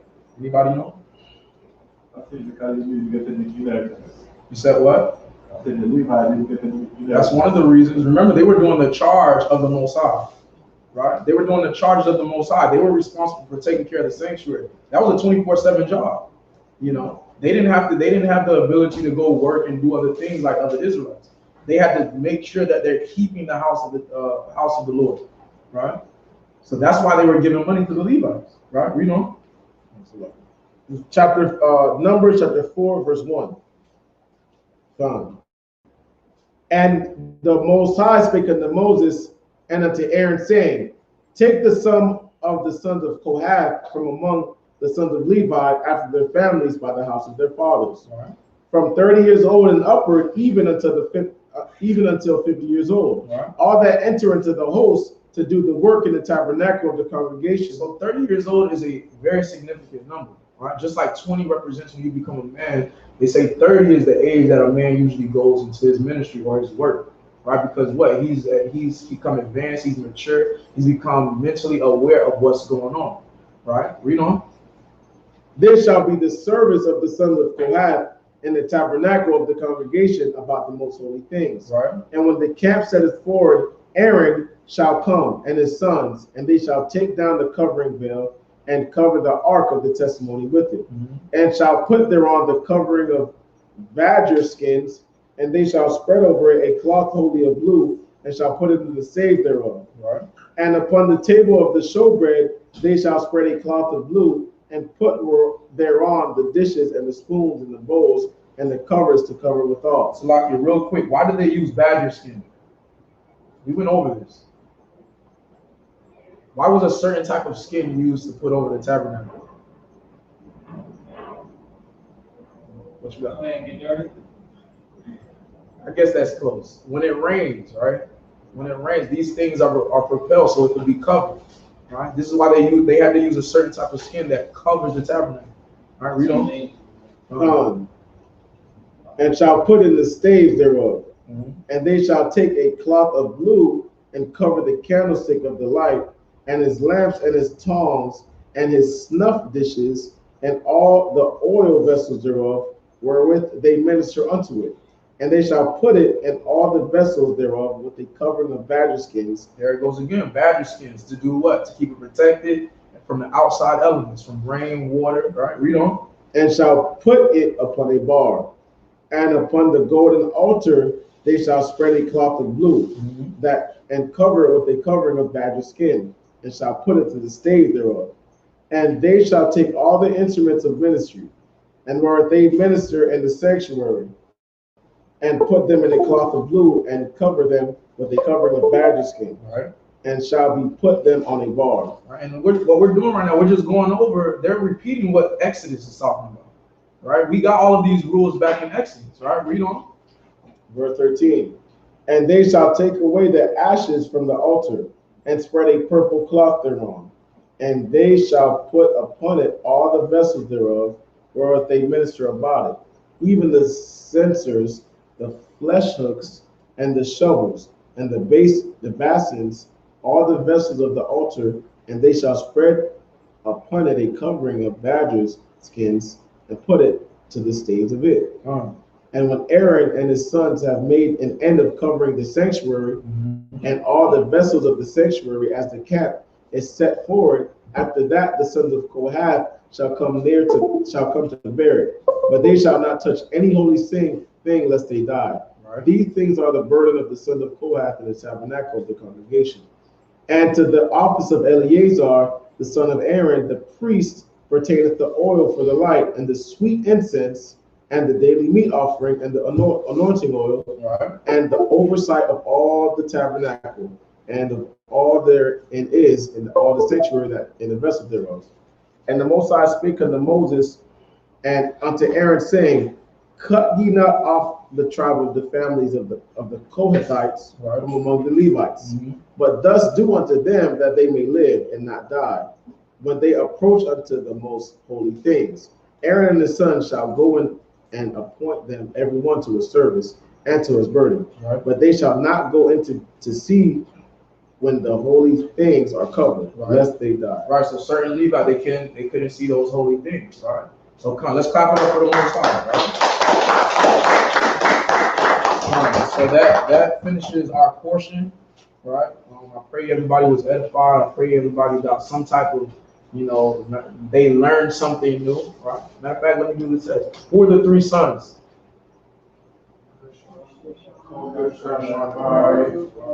One person. Somebody raise their hand. What you got, sis? Hallelujah, all praises. All right. What are some things before we break out and finish and things like that? What are some things we learned today? What are some things we touched over and we went over? What you got? Come on, all praises. All right. What else we got? I know y'all got something, right? What you got? Something?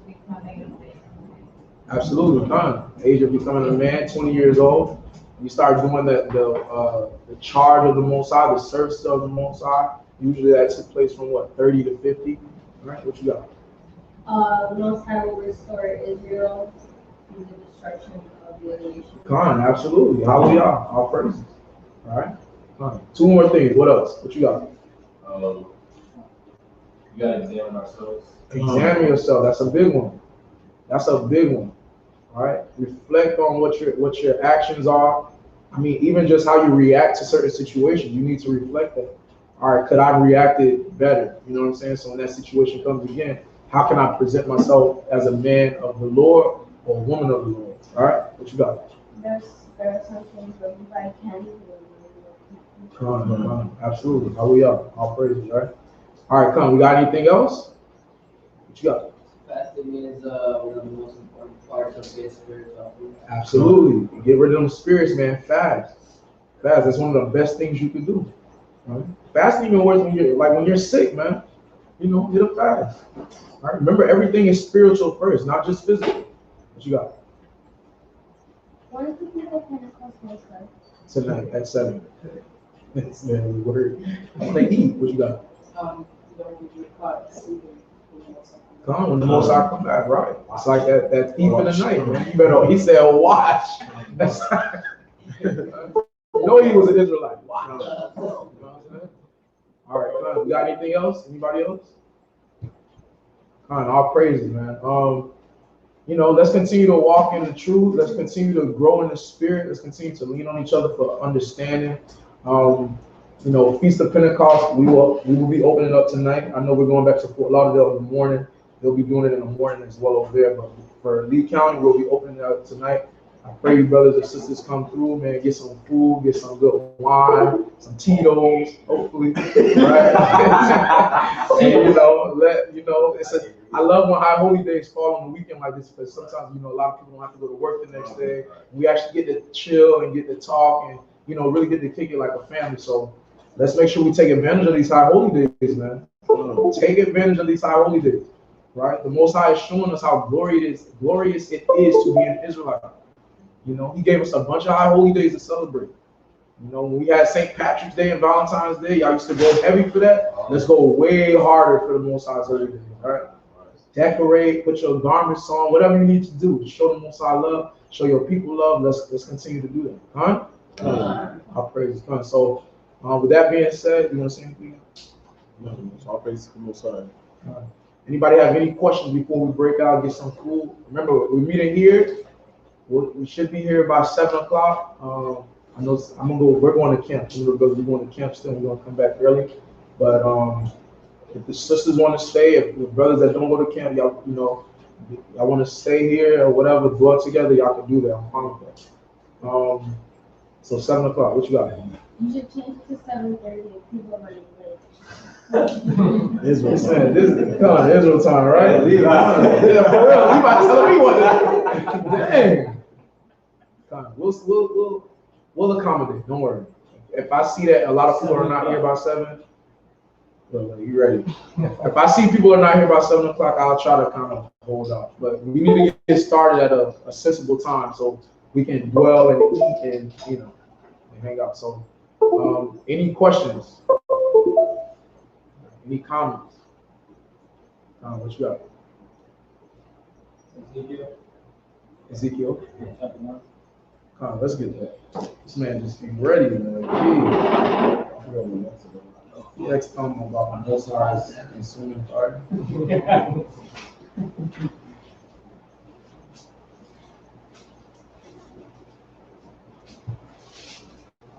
Start at verse 1.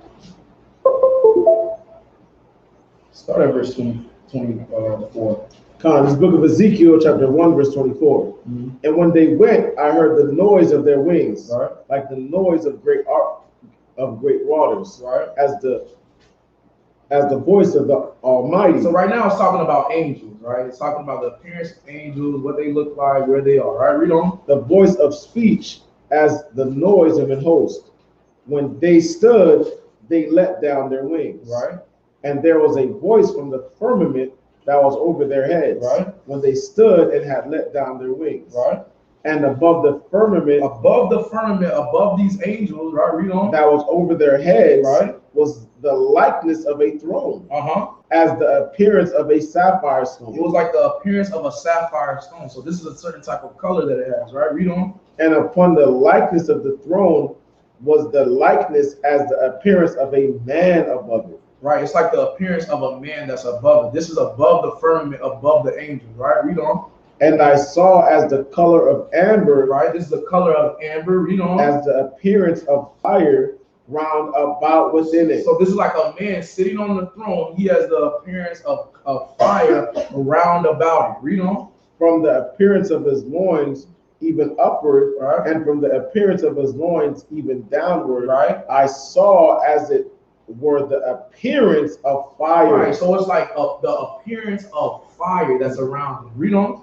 And it had brightness round about, as the appearance of the bow that is in the cloud in the day of rain. So it's like the appearance of a rainbow that's around him with this fire. Read on. So was the appearance of the brightness round about, right? This was the appearance of the likeness of the glory of Yahweh. Right, so when we talk about some type of image that belongs to the Most High, this is what that is, right? It talks about that appearance, and what that appearance is what? The fire round about him with that rainbow, right? Read on. This was the appearance of the likeness of the glory of the Most High. And when I saw it, I fell upon my face, right, and I heard a voice of one that spake. Right, so that goes with your question. It says, is the Most High is a consuming fire. Every time he visited the earth, something would catch on fire. He came down to speak to Moses, but he appeared in the smoke. It always has to do with some type of fire. So the Most High, when you read the scriptures, he is considered to be that consuming fire. Right?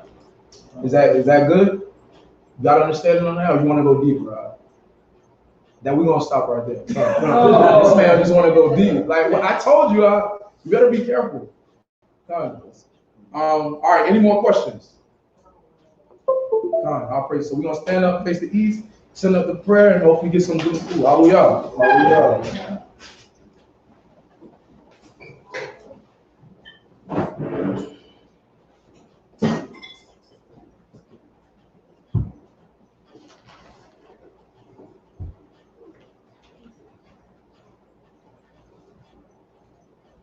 Hallelujah. Hallelujah. Hallelujah. Hallelujah. Hallelujah. Hallelujah. This is the Lord's Prayer.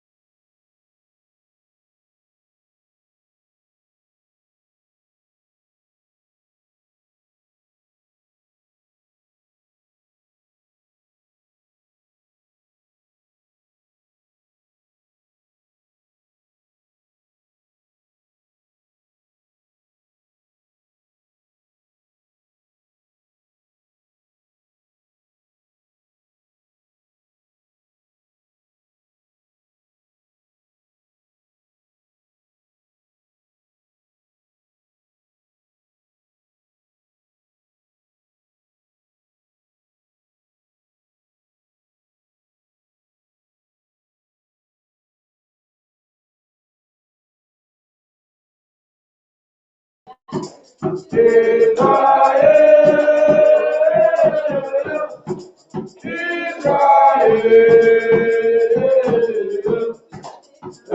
at night, when I'm sleeping and my spirit starts to creeping in my boat.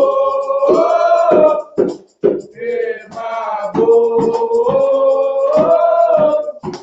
In my boat. In my boat. When I get to heaven, people gonna say, how'd you earn your living? How'd you earn your living? How'd you earn your pay? How'd you earn your pay? And I reply with a little bit of anger. I reply with a little bit of anger. I earned my living as an Israelite ranger. I carry my Bible by my side. I carry my Bible by my side. I'ma carry my Bible till the day I die. I'ma carry my Bible till the day I die.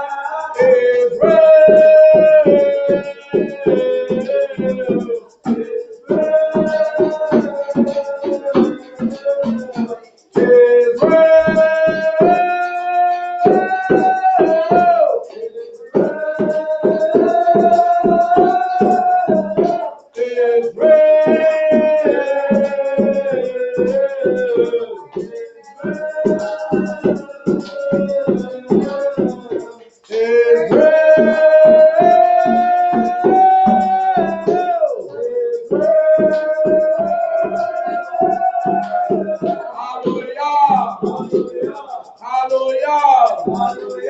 Praise his name. Hallelujah. Hallelujah. Hallelujah. Praise his name. Hallelujah.